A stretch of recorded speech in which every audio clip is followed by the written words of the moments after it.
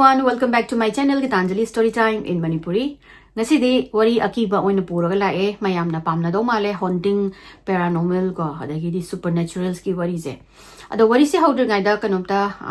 haizauge mayamna Zubinga God of Diwari wari amna request away am thengnai ko ai loina yengaga note tawjaraga thamjai mai ai comment loina pai padamate aduda aina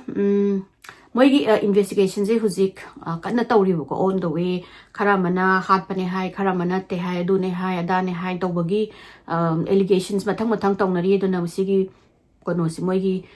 investigation je loire haina mayamda public to kono do la akanda ai wari se kono gi se Zubin gi se ada lizara age God of Diwari gi se su huzik moi kana adu ada hai amana hai haina mai version tongan ba mayam thokle e adu do tang ta bam tang kai no na khanga kanda ai haisirake kai ti aina mar ta loina matang ta dana include to hautradi ai gi wari libada examiner khara yauri yam pajana paraga taraga adudi si yaude nangi je wari watli adu yaudre ada yaudre adu mahadi complain tawdo ado aigi sidi ai character professional investigator ga oidana journalist ga oiraga tawna te ai source aphangudune adada wari do kanaba disease aina haibda kanaga do mali khanbana aina dum include tawre adagi cg haibda kaisu kanaroida khana khallaga na exclude tawre adoriga su yari bakhaidi ai main point loina maksu gaina di hapsabani ado sigi singsi loina loira kanda ai kanu sisu God of Diwari gisu ado dum ka tawrage lizarage sigi aina lidoi ba wari se asi New York ta thokibani university amna chakhotpa university amada adoga paranormal sina Chris di Cesare kauba nupa macha amada thoktoini adoga thawdo ase maungonda thokpa hawibsina September gi 1984 dagina kanogi 1985 ki December almost 1 year ki type tane sigi kano se thawdo se adada nupa Chris da natana atopa mina su mi kharasu experience to yaudoi ne ba adana wari se yamna mayamna thajai summe hana tawbagi Netflix na sigi magi wari se True Haunting haina series anova ma laibani aduda moina puthoe adudagi wari se lauthogani aina ngasi lizar ka doise True Haunting dagi Chris di Cesare se ma 1966 ta ma se poga magi machanupi malai aduga mapa Vito mama dudi maming kantogidre pangidre aduda maje dana lairaga Chris amna smart oi ko masi laik laisu phaba larik ga ma phayadagi sports ka su yam pami duga lairik makhan gi pa ba ka se masa dugu ma do yam pamse ada Chris se mai mapa se khara kanu oi ko sports person ora panina mana machanu pa si ju sports am da inning ba adagi di hayang mai gi sina US ki college ki phaba so san se tang bani na duga scholarship se fully scholarship larik ki na tabida atopa mayam de games ki ni khangde moi kano sports ki category ni khangde special haibagi adugu mayam dugi scholarship ta su yaujan na ba khona ba haina mapa sina adum mangauri ngai dagi ma se koi lamjin ba dagi di sajen ta hon ba khot pa se adum haure adai ma su lamjin je adum kan toi ko phajana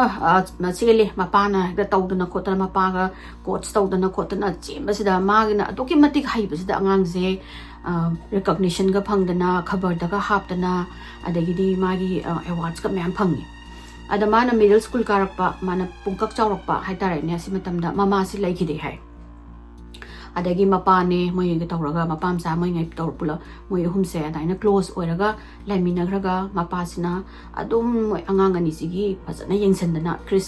ki machan pi ga tawra pajana yengsandana lei adamana high school ka basida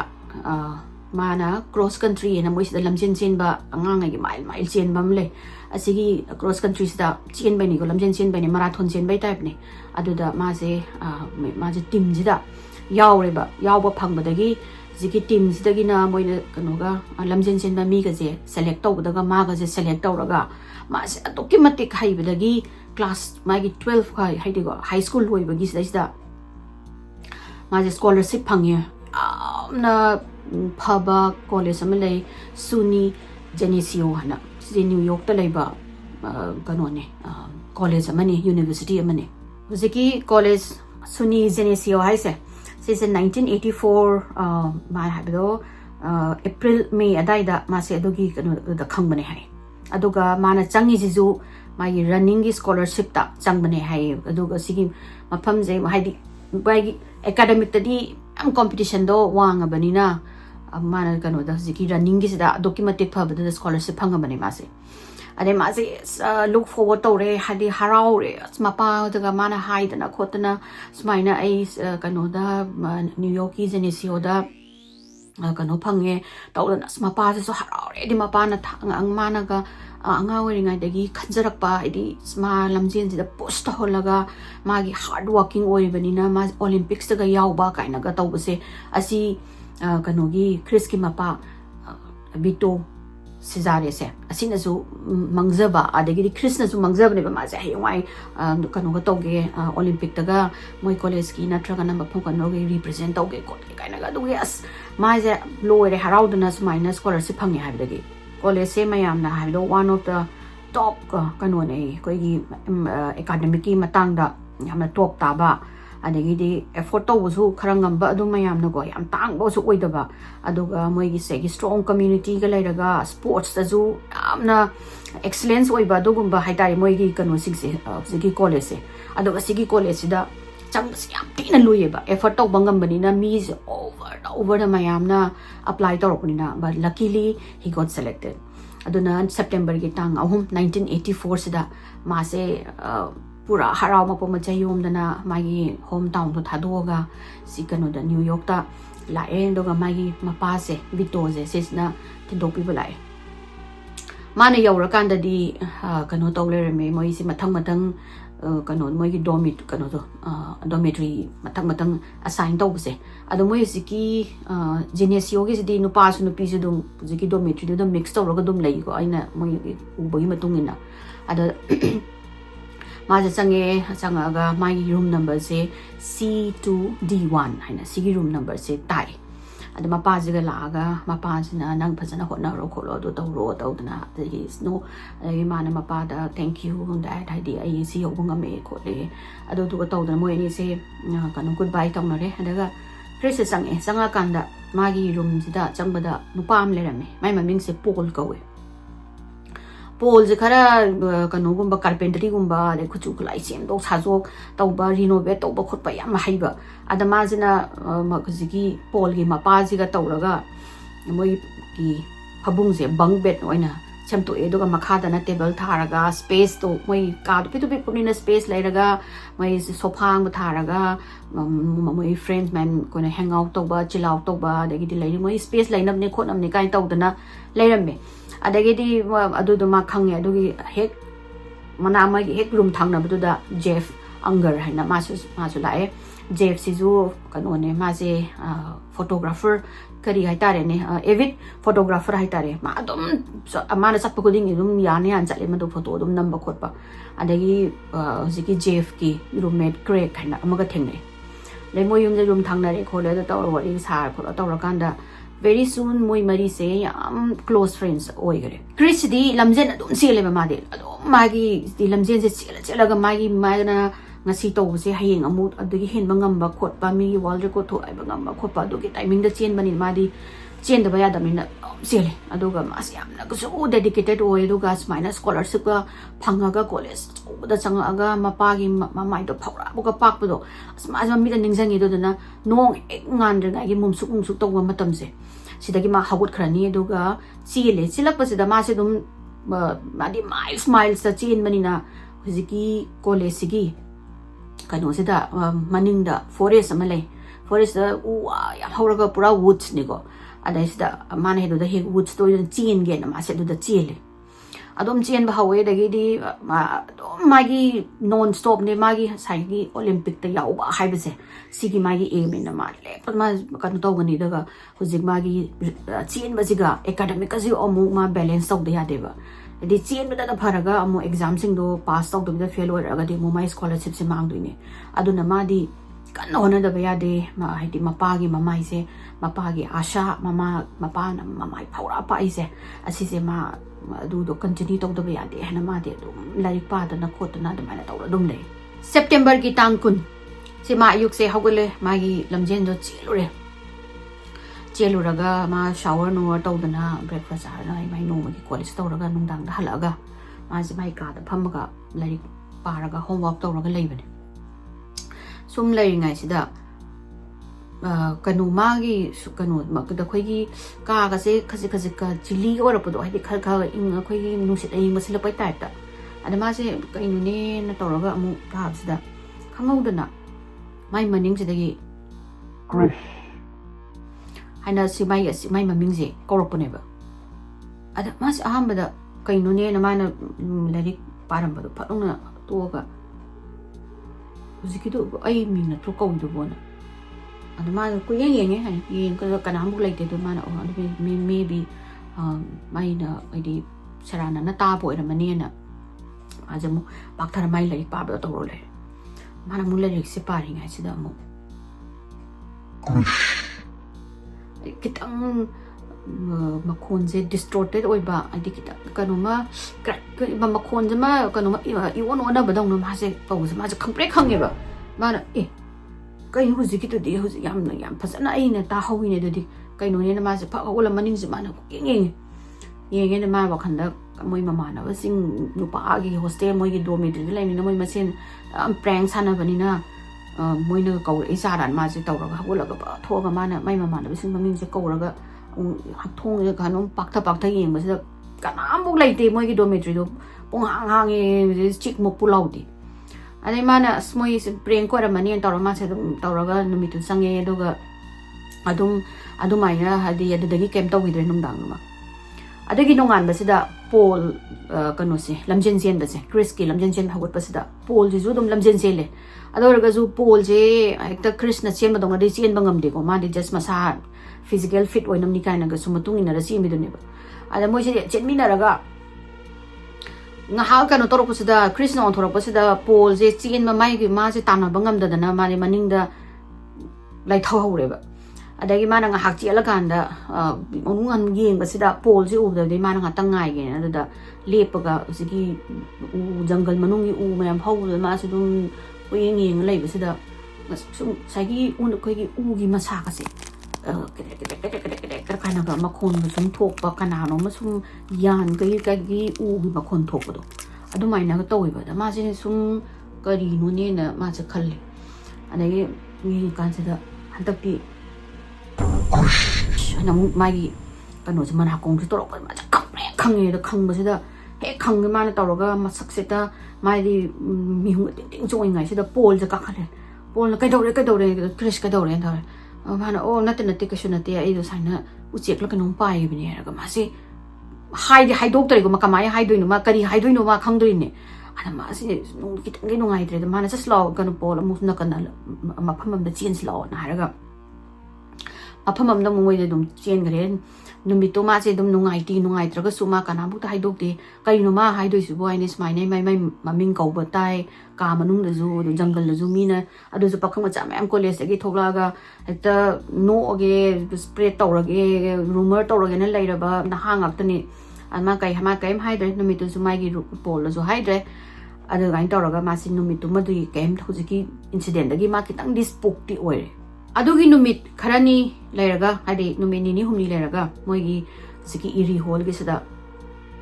party ta we moi kano ma'am dormitory ni ma'am tawraga party ta wada moigi haina freshman lakpa sing ko pa sira we invite tawdana ko na tawe ado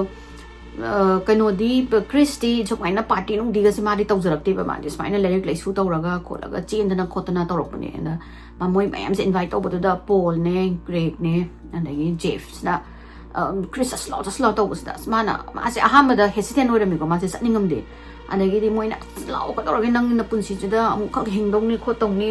adagi di sida nungai tok to ni ko music chahi di kano tram pan su da ngai ga college ke nungai dro kana da stow dagi ho hala ge la gen toroga jf si jodu gumba party gi sin din na te ko mo bani je tap na ko na lai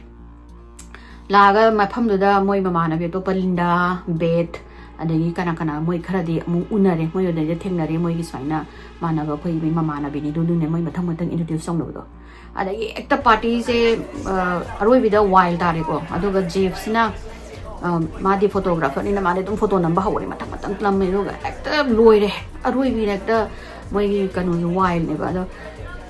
Chris di Cesare madi ka hina party ga chalaga among yu tha kha khanara khola pharo adagi chakhai ko kai bi tawraga pharaga detention phanga tan thok ko taw de kai ma je ki ba sida mayam ya tungau dana o dana khotana tharo maro na bi taw u ba sida ma je ma ngunda di dugum ba tawrok tabri ma je haina dana ni da thongmai gi wall manak ta thongnau pal thongnau ji manak ta tang lep ke na ma se pa ba changa da lep ga sun yi ma na sun ko yeng ba sida kai nom ui ma na mana kari nusi boy na mana kitang changsala mami chin haina squeeze tawraga ko hadi focus tawra yeng masida de ma se pura so cha to ni be mana lepi ba thong sile thongnau sile na ma se lai jok sile lai krishna thongnau le si dai ni ko lepi se figure se amu ba hude dark tall and dark hude kanu tawraga lepa ga mangon de yeng le ma ne maje paina pana pa to maje khang ba ba je maje ta masa de chong ba khang ba sida jeff na ui kanu se krishna mani khang gi to se ada ma de to ba me na camera photo number gi maje mai mana ka sum la nam la ba adu ga muziki kanu se na figures na lep ga krishna mat anjana krish adu na la to le bi gi ta chris di ma de chap yung ga leng mangam da ba doi mafam de gi adagi di pa blai jeff ja la chris ka do ra ge khol ge nang na kai no dai na yam na spook oi dong yeng lai do ka do no sini ma on tho ga jeff si thong no gi ma pan da si dai da nu pam le pi jam ti yang amu ba figure ma le pi unang u bram te yang to si da jeff sina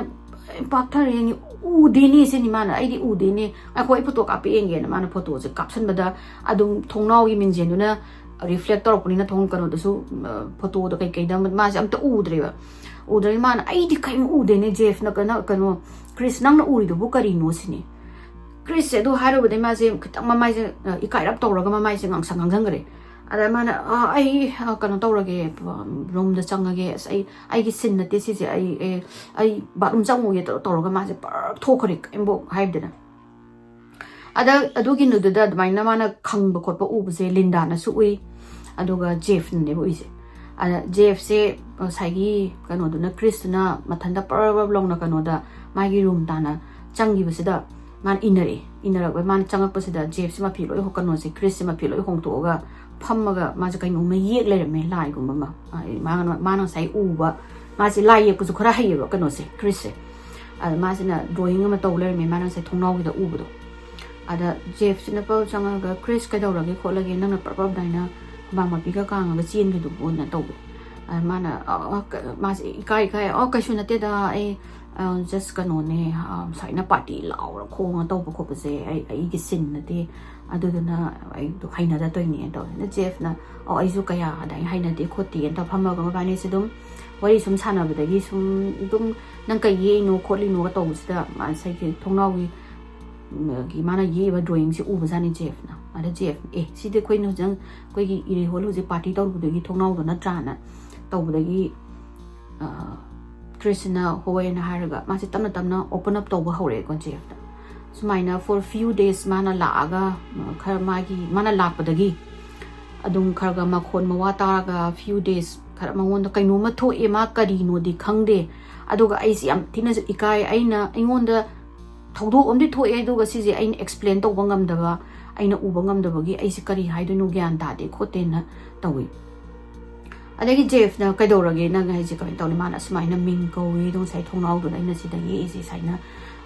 dark figure mo ui khole I know I mas am high do I jeff I think I am very embarrassed I ikai je ina hai je no one da mo I reputation admina ga dung hai di miki thi adu du kai na ga nokna gi ni college sai da bo nokna ga lai ba nga tani ga ne da ba na adu da na ai kham ikai je nang kana amuk ta hai no ina smai na hai an to ji ko hai to da jeff san hoi hai ro ka chu hai ro ina hai adai moi dai na to ra ga jeff si de budi aham ba da Krishna to maina hairak pasida mana khali se Chris se mentally kitang disturb tore mase layeng ba da ka ta dong mal he mase du khalam me gi kari no da kitang mana dai nga gu dam tin mangon da ju thaja de ba ma mengon da kana mu de haidi pol ju dum khaga recognize so ba hore ba di mana mathanda aloof lai ba andagi di kano to bagi paranoid oi bagi adaina lamjin se mina raga le ma da khangle lep pa khot pa mai se u basida kari do ino di khang da ba mana kana mu da haidok tamina but moi mama na ba luna tina ba jeff ka police na di khaga di ure hai khaga dem kano se hai saina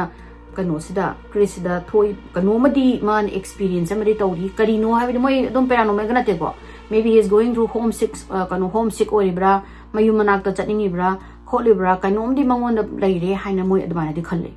nong manung dang ama magi ka sida pambaga thong de lonjan de just kitang machi kara thambado da lonjan mana type ta magi type writer do da kano ma type tawraga laibane magi kano gi project ki kano ma type se suma tak na sum type tawra laibasida ma maming maming korok pasum tawre ni adagi ma se phatlong na ma type taw si lepaga haina ma on tho yengi ma se khaga di ma ki re ko mangon da ki ba je power of ni ko kari no khang da mai gi unexplained thabak ma mangon tawri se ai yengi chris taw ma se gi yengi ne ma na ko yengi ma se da kana mu la lemde adagi ma se mu kitang ma se ki ra ga mai wa khanda mu mama hai je foinaga ande kan hoinaga mu sanari bijala na mu ma se khal ane ma kana mo le moi kana no na sum sanari ro ngane na ma se dai de khandok na bo honar ga mu makhata na ma se type se taw ne ba type se taw ra ma na saina kano type taw ga lei bisda amuk su krish taw ga law ro pa ne ba adagi di ma se khang ni ma se khang ga hawle ma na hawle ga par ma se na hawle ro ga ma gi ka se de gi tho ga ma na Paul dagi di Jeff Craig noi ro kano I wonder kan tong na ira noi wonder prank to ira kholi ra ado to ira antor ma se thong hang to yeng ma ma ka mok lek ta pung chit pa do kano do ma dormitory do ma ane ma na kai muk kai ma se kaim lem da dagi pa pa sange sanga ma thong de thingjale sanga ga ma gi kano se da phamdare ma na sit se da phamdara ga ma se happy dang maning ma ya mo yeng am do ga yeng tharak pa ni ba magi smaina mana type writing to rom sida yeng tharak pa sida mana chris hana type to ga leiram me ba ada chris se mana ai na di sigi chris ka di ai di ma di ngai gi project ki iri ni de chris na kana na type to mi no ai na di type to de ai ning sang de na ade ma so mu yeng ga mama na ba sing moi to pa moi preng yam sa ba moi kano sing se mama na bi sing je nung dang da kano sa khoi gi kang ga makhan da ga tum ga makhut na lam sa laga du ma mi khana ba ki han bi adagi di ma koi action bi khot bi du ma to bu da ma na khal ai na ga moi na lum ma ga kano to ja la ai thong hang to ga type to ni moi na thum na changa ga to ri ja la khot ri ra na ma su khal le ade ma na oi ra ma ni soi da na kana no na changa ga to ri no ga ni na ma na si ki ma gi type da da gi han type to ba che na to lok tho e do ga ama mu khap cha la ga ma se mu type to ga hore type to ho ra ga ma se han tak ti headphone hap chale ado ga type to si da ma gi headphone si da gi gi voice ama ya ma na sa gi tari ba ma gi project ki tari ba lecture do na ta ba to ngam ba voice ama na mo krish na mo ko pa ni ba mai ma man ha ko si da ma se khang ga ma na ong headphone ji lok tho ga mo headphone ji yi ani ong sai na mo tai headphone ji mo tai ma khon am to thok ti ma nga sa gi ma na tari ba magi tape recorder da tari ba kano do oin le me sa gi lecture do ani ma na kari no sibo na to ro ko ma si mungi nga ga yeng tharak pa sin na hantak si da ma na table de gi su ha go ta ba mai type writer ma ma ka sum thami do andai si da x to ro ma ma type to le me Chris and lawyer ma se ma na ai ha go chawat pa na te ai si gi table si da type writing to ram ba ni na adagi ma je mai gi room si da ka di no ma di lai re haina ma je khang ga ma je sa na mang ak sa lai to ga yang ha si da ma gi yet lo mi na kan si da amu ba le pa ga le ram ne Chris tlaw ma je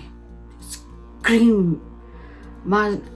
tlaw ga ma pi ga si ta ba ma khang de room de gi ma je pa ne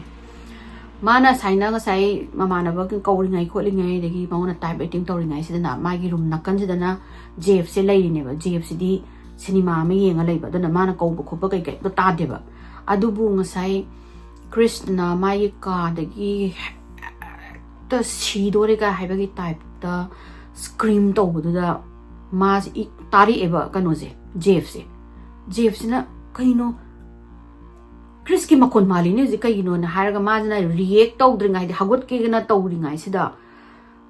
to Chris na mai gi room ji da paisal pani ne ko pai thong ya hang to paisal ga ma je ka chin da phamdara ma je kap ne ba adagi di jf na Chris ka to roge nang ka to roge se ne mana kai mo hai da bi da mana ta kano sina jf sina u sida Chris se kuchu kumen ma ta thangam draga mamit se absolute terror ne hang mana ki matik ma je terrified ore ba mai mama masak se mana chef there is something in my room it's standing there mana ai gi room jida kaino ma le hore le pa ga le hore ai na ta ga ma si wa ngang ba je tang mak tre ba de chef no okay oi ko phare Chris ai yeung ge kho lo gen haraga Chris na mai gi camera se pa haraga ma je kanogi Chris ki room sida lai as ma je na de haina de ma je tali jef se lai ma zo ki de ki ne som na kana nom le hawe na hai ne na killer ra karino ko pno do ta khangpote ado de na ma na Chris ki room se thong je ta ke ta na hang to de do mai camera je han thang ka la ma na photo se sequence photo se ka pe room je noi na ka pe adubu karim ta laite kaim ta u de ba kano na su jef na su adagi man kaim u da badagi ma papa blai la ga ma sina changa ko da jef se whimper to ro khadi kano se Chris se whimper to ro ga le me ma ana mana kai no je le hoi do nang ura ba ta usda jef na Chris ID kaim urok te nang room do it's absolutely empty there's no one na kanam kaim le hau dem te le pa ga le hau den ta usda Chris se kappe boko adada adumai na nupa na kap ko ba ka hai se adada jef se hoi ma khangi ma maybe mana khangi ko jef na maybe man explain to bangam da or maybe aina uba ngam da borangani but Chris is going through something that we cannot see in hide akoi na khang bangam da ba pot ama mangon kaino ma je terror ama kari no na ki matik ma se ki han gare something has frightened him like this the mana kappaga so yamna sports tawdana masa kandana hard working oi bununa kappaga ai room le chenjala pa hai na ma khangi ade mana ma je kappaga khangde ai jef ai je ko ngau dro bra kari no ai thanda tari bra ado do ek ma nga sai gi kanu sing utle sida Chris tharam ba do tor go taw sida jef na photo loi nam me ko adagi mana sit aina na te khote no tawe na mana nang ai na hai sem da thajabi ko no taw sida jef na I understand ai mana hai ba mana hoi kano Chris I understand nang na hujik chelak palaw ra phibam do you saw something I no khoi na khang da bai wane but you were going through something and mana ado na ai nang mating ya ba makai ai mating tong na ba tawge na adagi nga sai gi kano na so amu Chris na su Jeff the promise ta hole nang kana bok ta sigi matang da hai ganu ko khot kanu ko it's a promise between us and Jeff na hoi kana ambo hai do oi kholo hena promise genius yogi college da marak ta atopa professor or any expert ko lecture to bagi he kawe moi college adada hanta ki moi gi laktori ba college ki lecture se 8 ka Lauren Warren ga se moi ani se lakani mathangi next moi gi lecture da aduga moi na paranormal investigation chahi kun to do adugi matang da lecture to gani lakani khot kani na hai adugi flyer se nappaga lerame moi school ki notice board moi ki college ki notice board Jeff se ure Jeff na pu dagi usigi flyer se puraga lai laga mai hai asi kano tau si ngone moi 8 Lauren ga kano ga 8 ka Lauren ga se final lecture ki lakani hai I think we should attend kan kai no da dogi matam da 1980s ki matam hai se adaina paranormal ka dagi di Bhoot ki cinema zombie supernatural paranormal adugo mas amna pamna ba craze oi ba matam ne ba hadi exorcist ki cinema ka tholakpa adagi di psycho kaina ga dugumba mi hatu mat pagi du yang kana craze oi ga ziki kanoga 8 ka Lauren ga na ꯃꯣꯏꯒꯤ ꯃꯇꯥꯡꯗ ꯌꯥꯎꯏ ꯈꯣꯠꯂꯤ ꯍꯥꯏꯁꯦ they were the OG ꯍꯥꯏꯁꯦ ꯃꯣꯏꯁꯦ godꯅꯦꯕ ꯈꯪꯕ꯭ꯔꯥ ꯑꯗꯨꯗꯨꯅ ꯃꯣꯏ ꯍꯦꯛꯇ ꯃꯌꯥꯝꯁꯦ ꯚꯨꯠ ꯄ꯭ꯔꯦꯠ paranormal ꯌꯥꯝꯅ interested ꯑꯣꯏꯕꯅꯤꯅ ꯃꯣꯏꯅ ꯍꯥꯏꯁꯦ sisu amtang chatlaga amtang yengthokuse sine ada ahambada kanobuse Chris budi kitangni mase reluctant oy doraga su ma haise moina chahi kungi experience ni mana moina ngasi lecture tokdoise why not ai chatlaga ai ngon thengnari se si yaw brenge and then maybe I'll talk kai taraga moi si yaraga lai JFC du adugum ma jam thin skeptic oy banu pa ne ado ma ai do kai do gi ai Chris di help tawrage na haram adi boy kolong note lawdoine na pura mai photo mai camera je tawraga lai 8 ka Lorian gana lakpase February 1985 tane moina moi anis na lecture se harakpada hairi se Bhoot haiba andagi di Bhoot pret andagi di ghost haise sisna ahingba mi sidagi energy se chingi haiba moina di energy do chingthoga moige do da moigi kari tare masakan khatnabani na moina hai hana aduga asumaina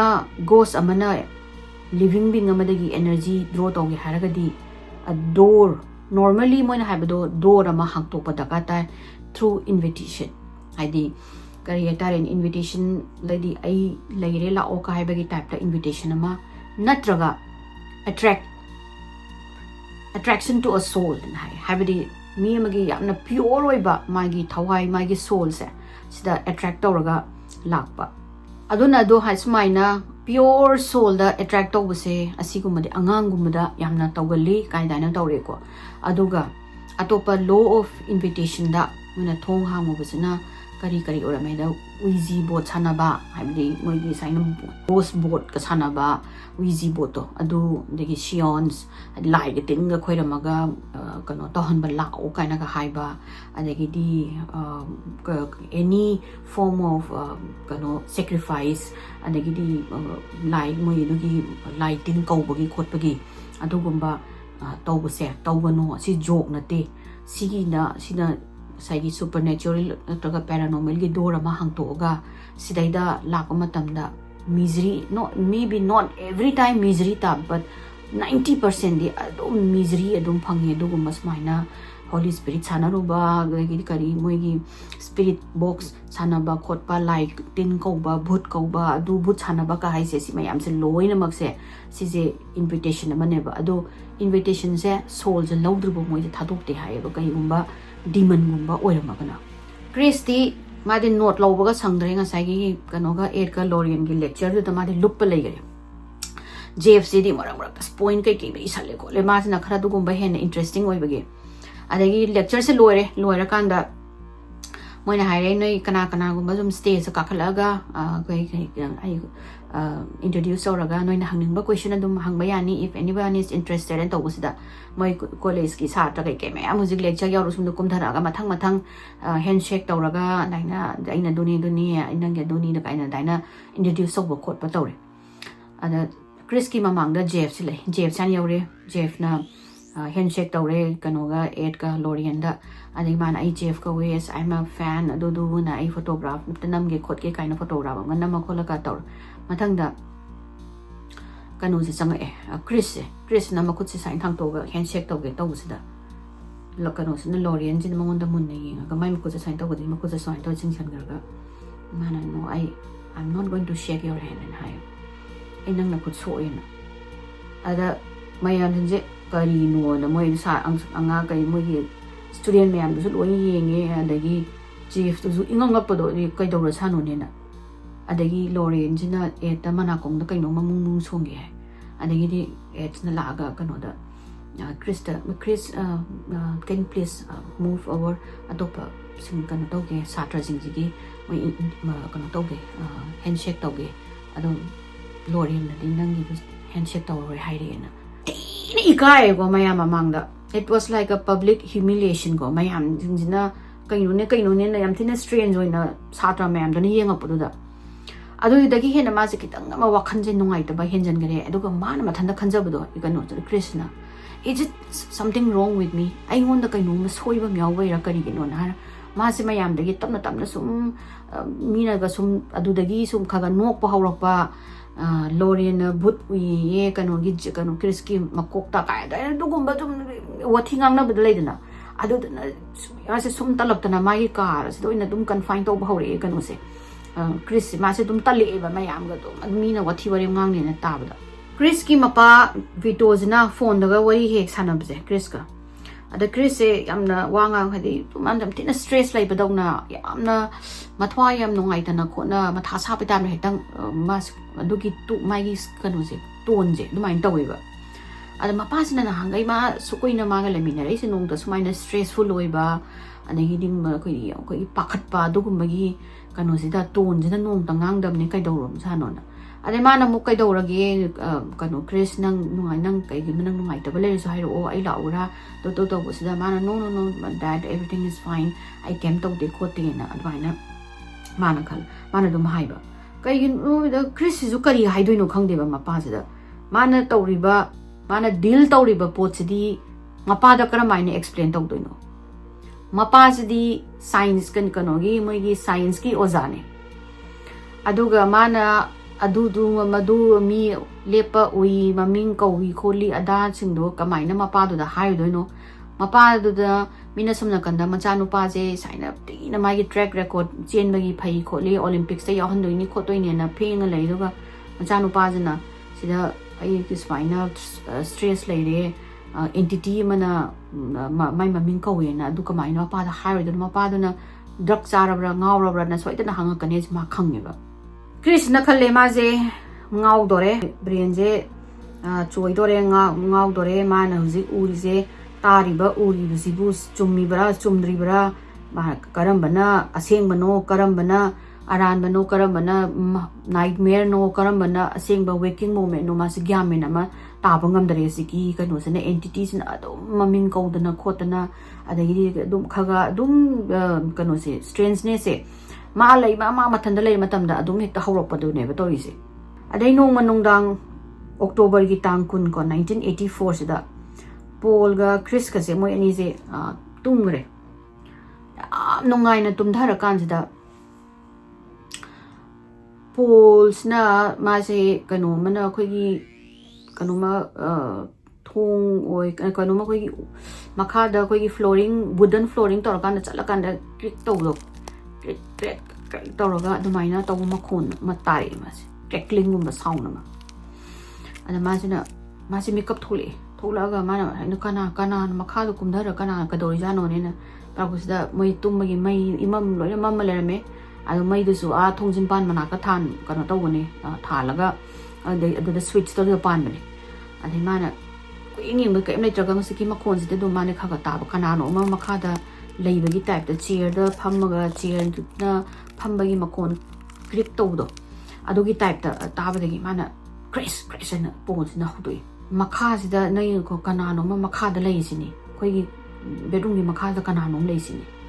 ada Chris ma se numitu ma he ne na hangai di Chris jung dang so dum ya dam ne hai adu numitu yam noi tu mo ba sam songning bo da mai na hawdora po da Paul ka su tawroi ba ka im su oira mo yam tum ni to so Paul na no Chris kana kai nom di lai khang am tagi yeng to nang na thong manak to oi do mai dum thalam ti yeng ona adagi di Krishna na haraga mai mom makha dagi kano se tor se lok thoga ma se kumthare kai kano yeng do kari mana lai hai ji bona Krishna kumtharaga tor sin tawraga yeng ga mai table bana ke end up changaga lai usda kem to de ne Paul kem lai ti kanam bu lai ti na tawra kano sina Paul sina soi drabra ne nang kai mai tabra ne na tawraga lai ti na haraga mamai pharai thro pasida Chris ki mai gi tape recorder se mathanda on tawra isai sakli khongkali ai loi kano zo khange Chris su khange na gi Paul su khang ko adai mana kari no ne zo kamai na mathanda on tawra mana palok na muthaga ma na tawra oh ai gi tape recorder do bera tawra ma le do no ma do mathanda on tawra ine ane oh pare ka khalo tawra ma ka khalaga Chris na khongkap mai bang bed ani ko ka khali je bang bed ki da kaya makong ani paong klipas da mo pat au na mo sai tape recorder do mo on tawre ana yili kano se mi hun ani je ting loi chong ko ana gi ma jina ai ai muthalu na de Paulsina Chris nang phadana muthala mo yadro ka do bino nang namo kano karai da kari soiragi as dum dang dum mo isai yung no do kana do ino na Paul je ki ba horam ni ko ma ju khaga idi sai makhon do suma ju dum Chris ka lemina ramina Paul ju khaji khaji sawum budi phangamani man haidok trasu ade ma je ma ju gi ngai ba kanu si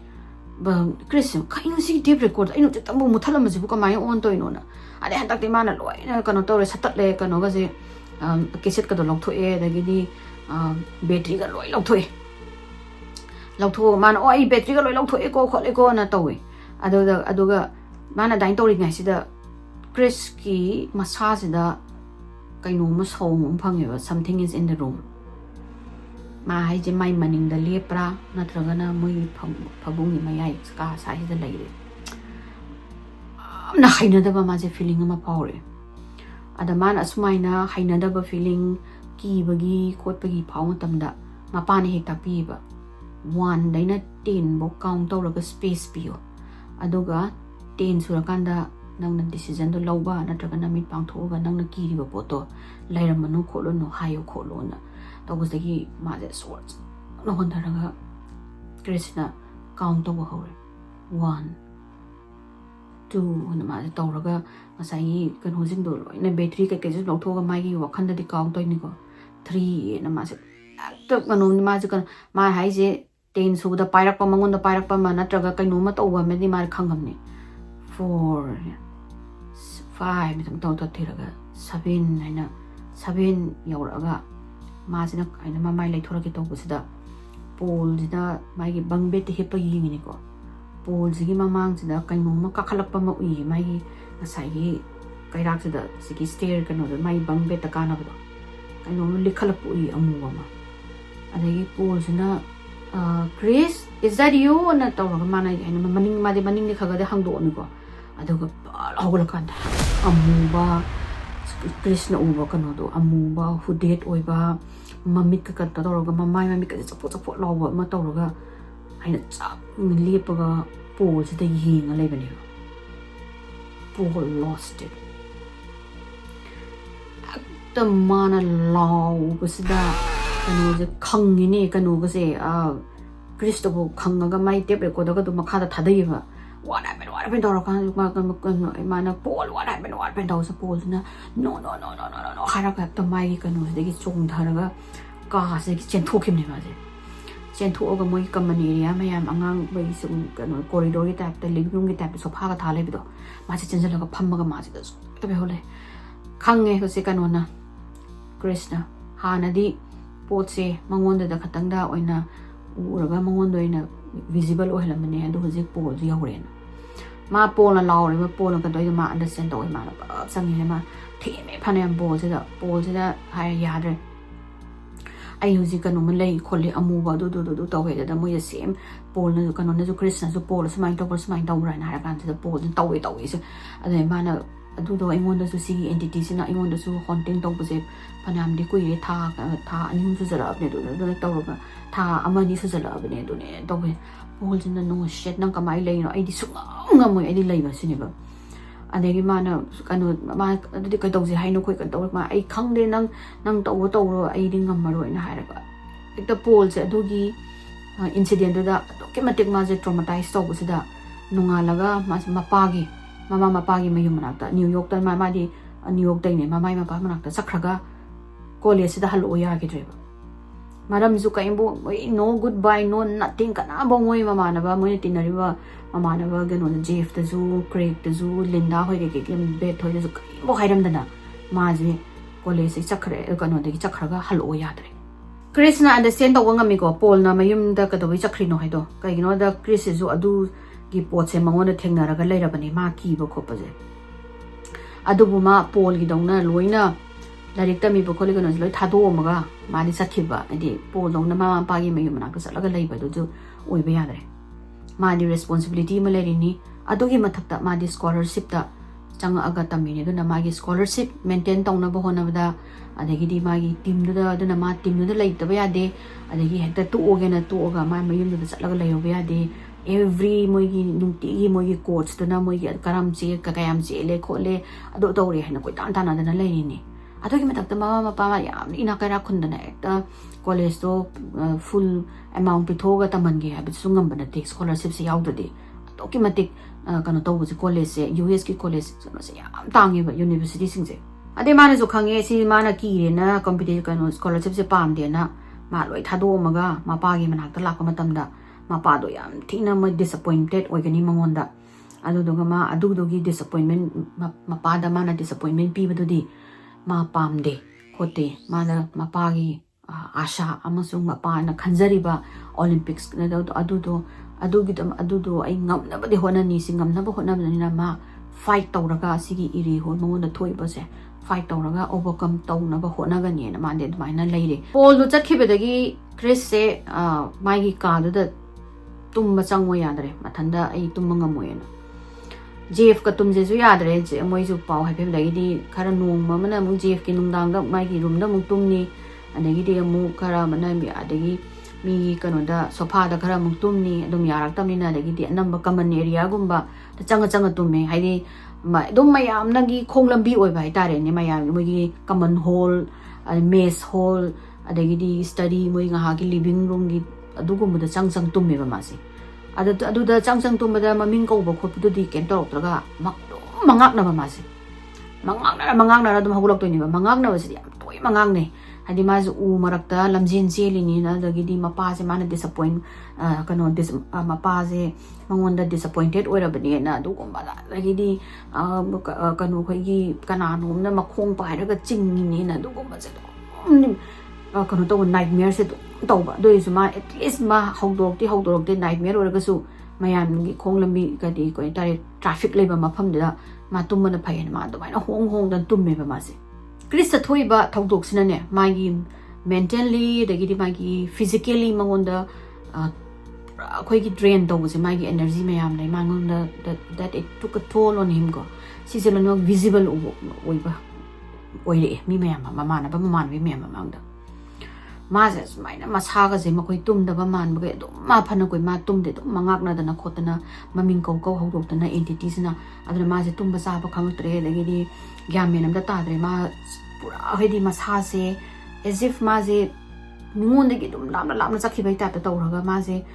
maya ga se sum kangsala ga hana gi masaga pharam ma kholam da gi ma ze pura change tawre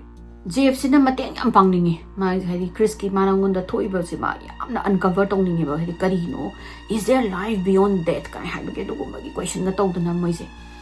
adagi mana invest kan tawbus da asigi Chris se mateng pange na mana thijan humjan ba hawrok pas da mana ga sai gi Ed Lorin gi kano da lecture da mana igi ba note sing de loi puthoga mana mathang so mi yeng ma se da mana kano ma khangba ngame hedi Ed ka Lorin gana spirit sing je anamba matam da oise contact tong na ba honai sini da moise kauraga contact tawraga moi da evidence collect tong na ba data collect tong na ba adumai na tawi khole haibagi mana pai ma adai ma je Ed ka Lorin gi moi gi kano da khabar da phong ba investigation kar krak se pabdagi mana khalle asida mangon da entity mana koi tan nai se I think moisu contact tawraga mutang moise kari gino mon mana sida smaina taw is ko is hangbudi phai ko len tawraga mana haire Jeff sina Chris smaina taw se ko se aina kano ga Ed ka Lorin gi da yaw ki ba ko ki taw sida Krishna khalego Jeff ai ki da hai tan de tale tawning de nang ningsang bra kano na Ed ka Lorin gana haidi the kano moina the law of inviting adoga supernatural kano contact taw no khot kano invite ado hojik aina chalaga ma nang kana no ai ko wari sani ngandi la o kholo aina contact taw doise isn't it like inviting and tawe mana Jeff nang hai ai khange Chris but this is the only option sigi option je khatani ai hoina kano taw pangam mi se na thina tadi nangona thoi po se kari na su kang khangna na adum thok le ani en hai adagidi Chris zu tali upai de later mina koi phare na mai ka sigi nungdang su Chris ki ka da change mai se thong nung kan toraga ferry thong mai nung ina lon sa mai do mai mutalaga ferry light macha koi gi kano gi Diwali gi light macha ma do dugum budi ka nung se thali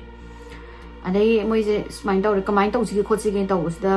contact je chaina kamai na entity ga contact tawbudi tawni ni khangdamna ma haije phare smai tawnarasi na Krishna khuru kulaga mana phamme phamaga inviting tawbi type da haidi makut smai na samna tingthoga hi are you there mana are you kano are you there ai Krishna na kana legi sida nang kari hainingino do na ma ja daina hi le I want to help you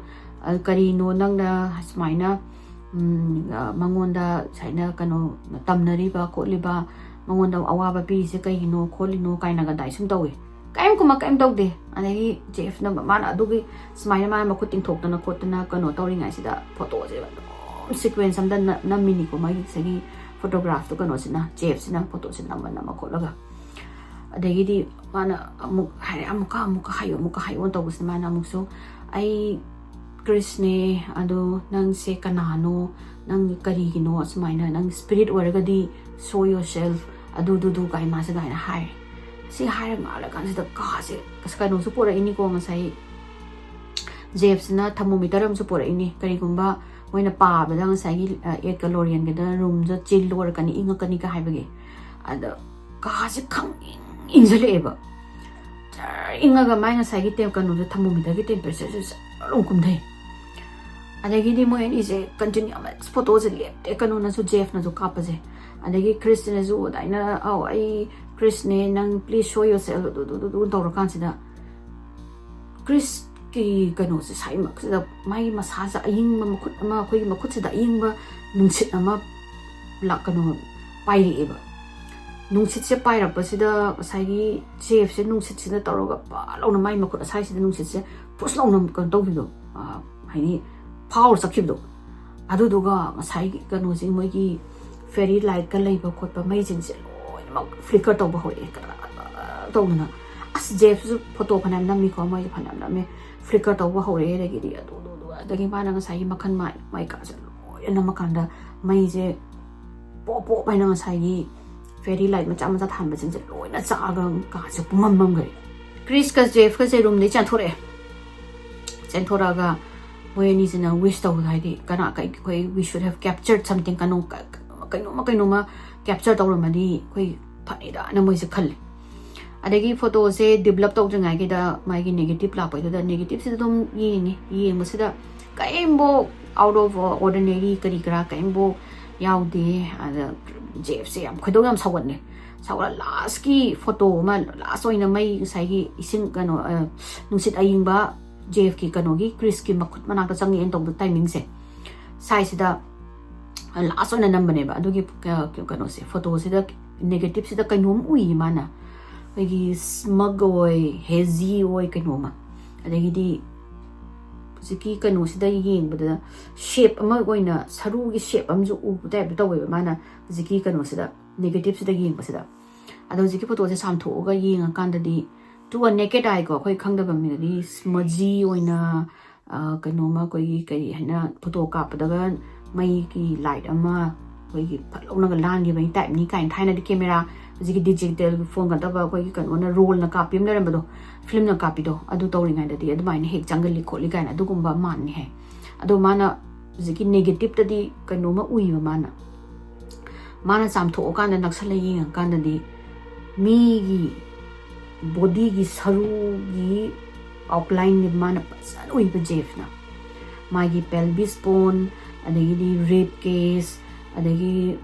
sikano gi mako ki sai ke makhut ki sigin je mana pasan ui ba negative la ju phajana ui ba jiki kano se mana uri ju skeleton ma yana le ba type ta u ba Krishna phaina makut ting thoga mana leiri se asi jiki maning la oi kiram thang ma sidai da mana far corner la ui ba adai ma sina khange whatever this is asije si or ngani entity zen adai ma silai mana jela Krista or Christian lo si yong si gi je saina smudge kalai je sina pelvis bone ni sina khwang gi saru ni sina femur bone ni sina phaigan gi saru ni aduni na ma ta pasida to them adi moina di hoi kanona Jeff na di sure oi asisi ni entity zen si ghost ni si entity ni si machis ni mana adubu Krishna haije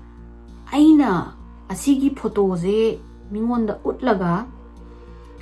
ꯑꯁꯤꯗꯩ ꯎꯔꯤꯕ ꯉꯧꯕ ꯑꯩꯈꯣꯏꯒꯤ ꯂꯩꯆꯤꯟ ꯑꯩꯈꯣꯏꯒꯤ ꯁ꯭ꯃꯖꯤ ꯑꯣꯏꯕ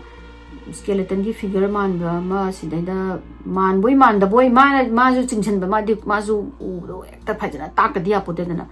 아지다이스다 아이나 웃라가 미원다 시기 보스나니 아이원다 기드나 아이기 룸도 tumba changan드리제 시나니 폴도 치엔게도나 아이 까마이 하이드로 미나 아이보 앙아오바 앙앙 마차 마로이드라 아이즈부 마코 까노다기 코이기 타운 마차 암데이 라가 시다다 까노시다 서허스 까노 어쩌바 시티시다 아이제 핸들 tꯧba ngamdadana kok tꯧba ngamdadana mentally breakdown tꯧrani namina hairoida sibu kamaina proof ne pidoino sini adu jeff na haise nang ga iga thangang lore si ne mana I know jeff nang ai mateng ban tongni ai khangi adu si na kamaina mingonda haidono mina anamba khara manadi adu ma kanu ni kanu mai mangani du ni da ne na hairakani na adamaina tawudagiri mana haire please asigi matang da si photo gi matang sida dei si matang sida ma thayo pi kanu ko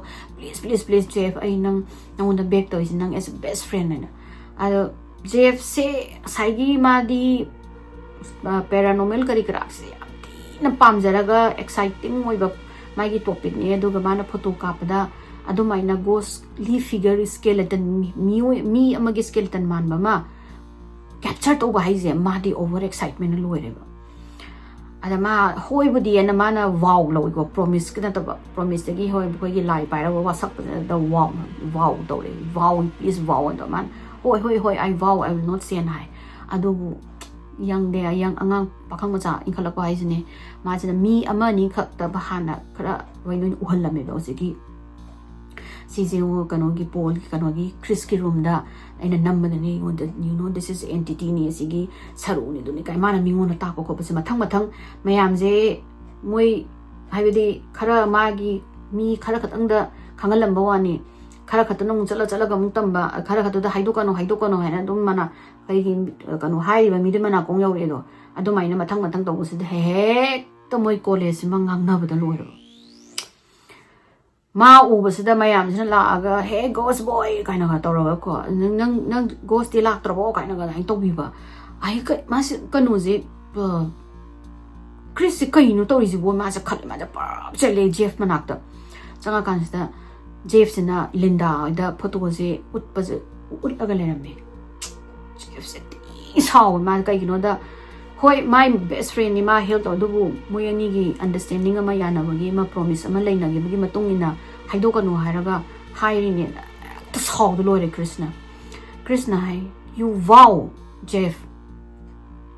and you shattered my belief in haraga nanga ai lu de ma thajan da thamba chang loina ka helen haraga adagi Krishna wari saw ya wow nga hayu ya ki dare ba Jeff na fanam apology to we tawraga su yade mana phanam di ai soi record kare ai mi loi nuhan banate ai jo smaina go sama capture to we habigi over excitement da pada mi khara khatane do mi loi na mag hai mana you know hojik mayam na ingon da is angau boy na yeng laire ghost boy na mi ai lag ya de ghost here comes the ghost boy here comes the Erie whole ghost aduna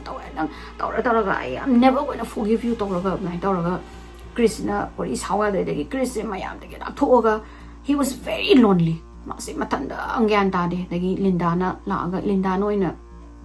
ma je wari ka saraga mana hai Jeff nang I know what you're going through I so dwaina mingon da haido ga da ba thaina aina ga swaina volunteer tawringai da volunteer tawruba mafam da angang moi ahum irang na residami kholami ai kana bo haido ngamde I know what you're going through do tawdagi kitang mo close ma je mo Linda go no close oigare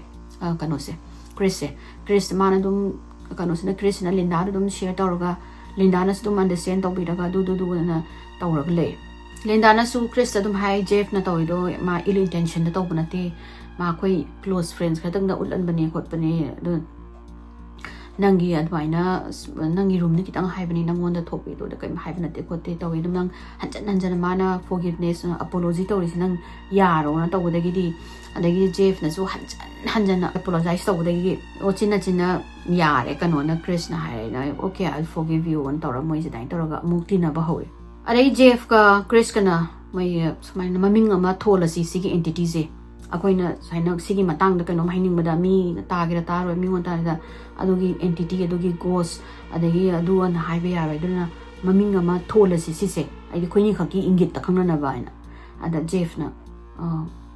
nang hairo ne kano Chris nang kai maming thon ningi sine harmana Tommy isine bana my maming si Tommy ko roje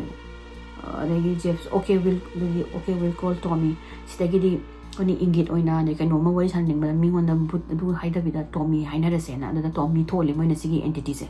Chris ka Jeff ka jina plan tawre ko handakti oi tape recorder da loina mak record tawsi photograph picture kari photo namji aduga evidence oina data mem dainas pa khoi su loina mak lairaga evidence mem se gather tawraga si je puraga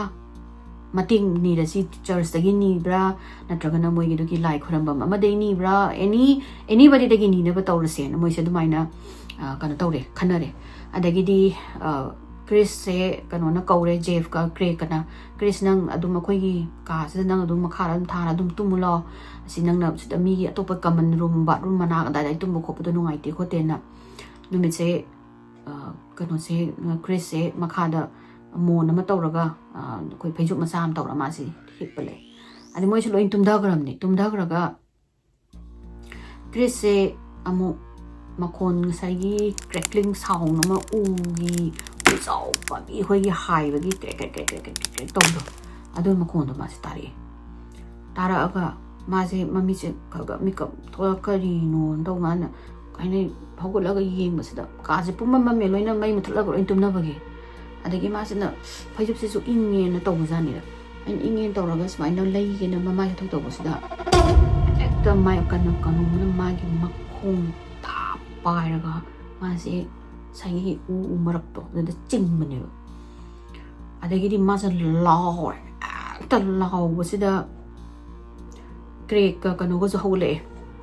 Jeff ka hagula moina mai je pa ron kanu to ro ga phapung di kum thara mai thala kan da di kanu se Chris se kachin da law ra ma se lai ram mi adagi di Jeff sina Chris ka to ro ge Craig sing la kan da ma se na ai so ta kalau masak tu mihun ke sedih so ngama hai se ai usi na sing ba mangak na ba yo ori pora vivid dream ne it like a vivid nightmare I want those se thok ma le do ai khong ka se pai ra ching no it was so real adu nightmare or me ai lebam sabam khangde na ma se do main to re ba ai kai no tum mi tumam khangde ama khangde nightmare na traga de ai ka ra sangure tamna ba da tumam khangde na ma se broke down to re adagi Craig ka kano go sisu Jeff ka sisu kano ubada dai hana Craig sidi thajaram deba daina Bhoot break kari kram mem se adabo numitu da ngasai gi Chris tuna ado ki traumatized oraga to terrified oraga lairam badu dadi ma ji khaga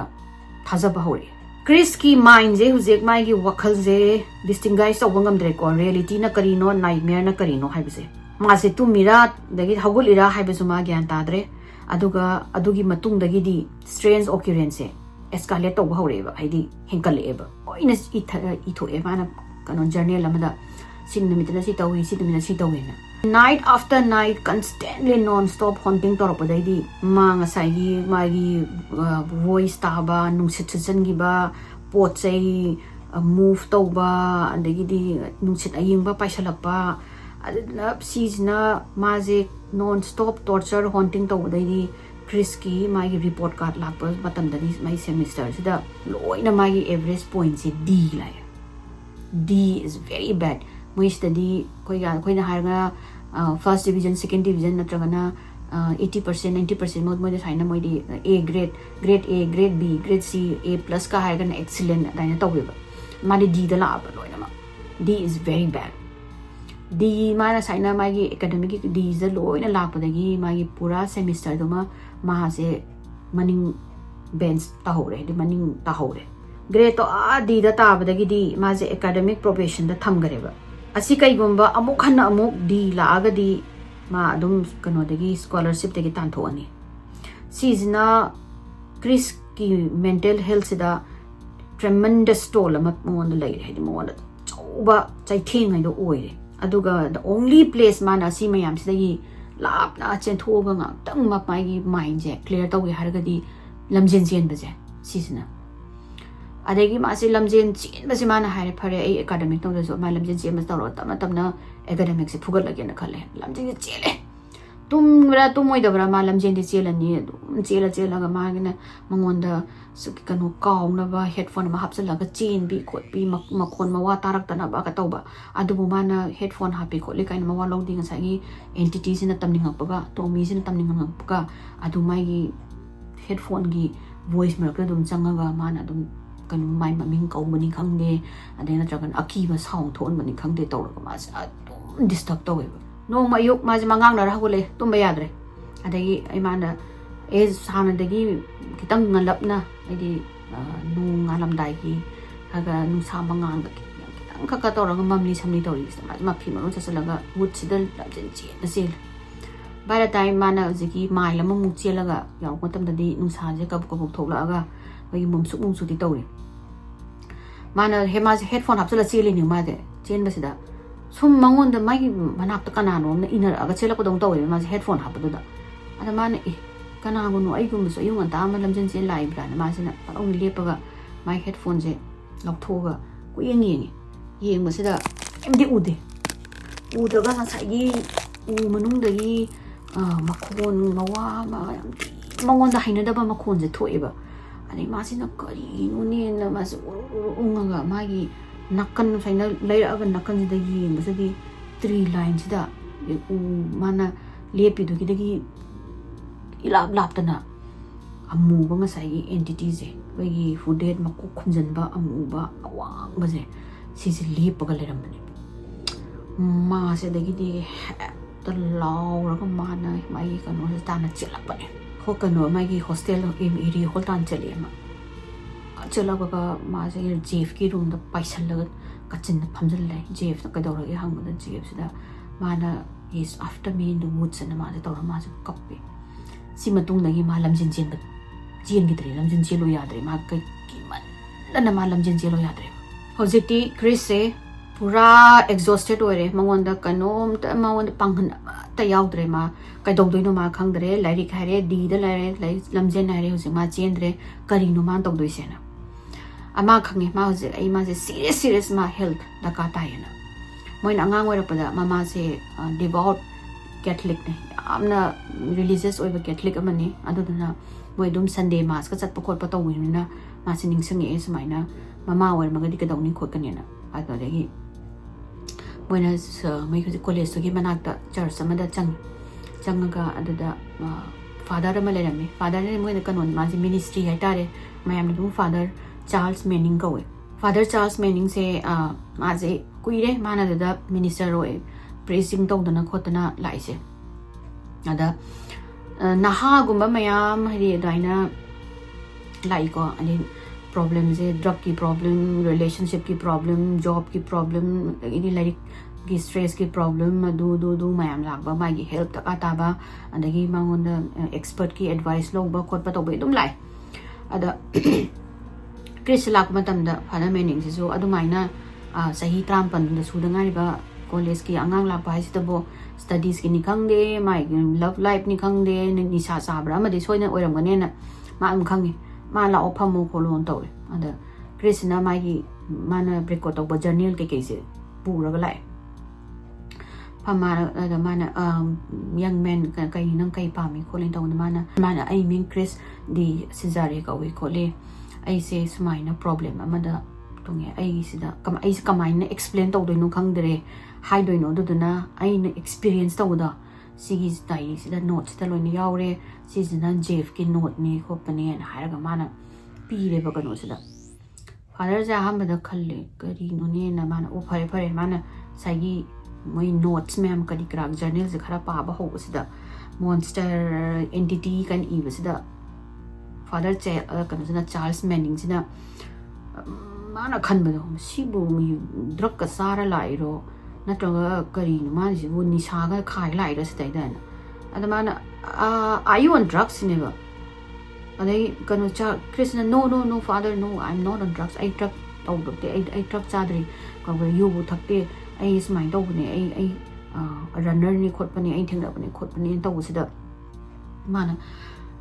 ai noi asmaina ne noi naha pakhang macha la aga ne ai matam yam chilli noi si wathi barem da phagi pharang tawraga noi masen de kanu tawna rubra dare tawna rubra truth or dare ga tawna rubra kholubra ai sangde na ne wathi bare tawno kot kanu a bhoot prek ai bu bhoot prek da kanu tawbati thajaba mina te khote do tawda ga tawne ngang sida Chris kapthore ba lo kape mana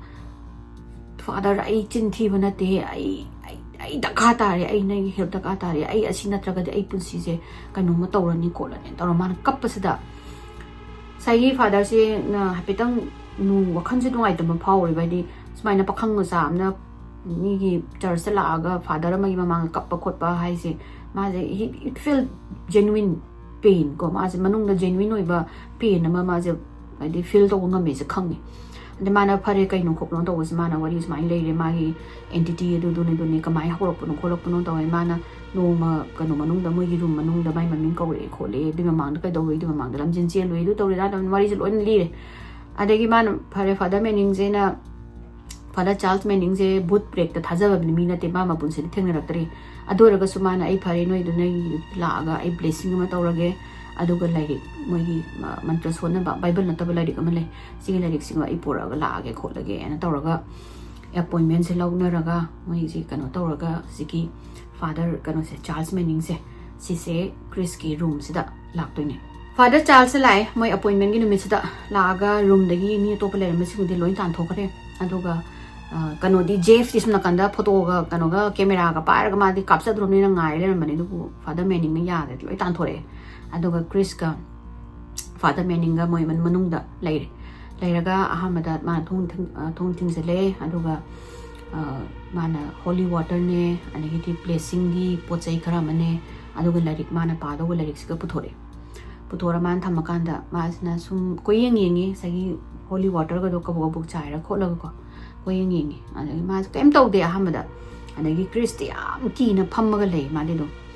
anagi mana ai do di lairik pa pa se haurage haina kanu sina father Charles na hai duga Chris nang su ai ga ina pari je sai matung in nang su nang thamoi da kanna pa ga da bani duga nang su aina hai aina tawriba pot se sisina evil se get rid of taw da bani na khallu ko na dumaina mana hai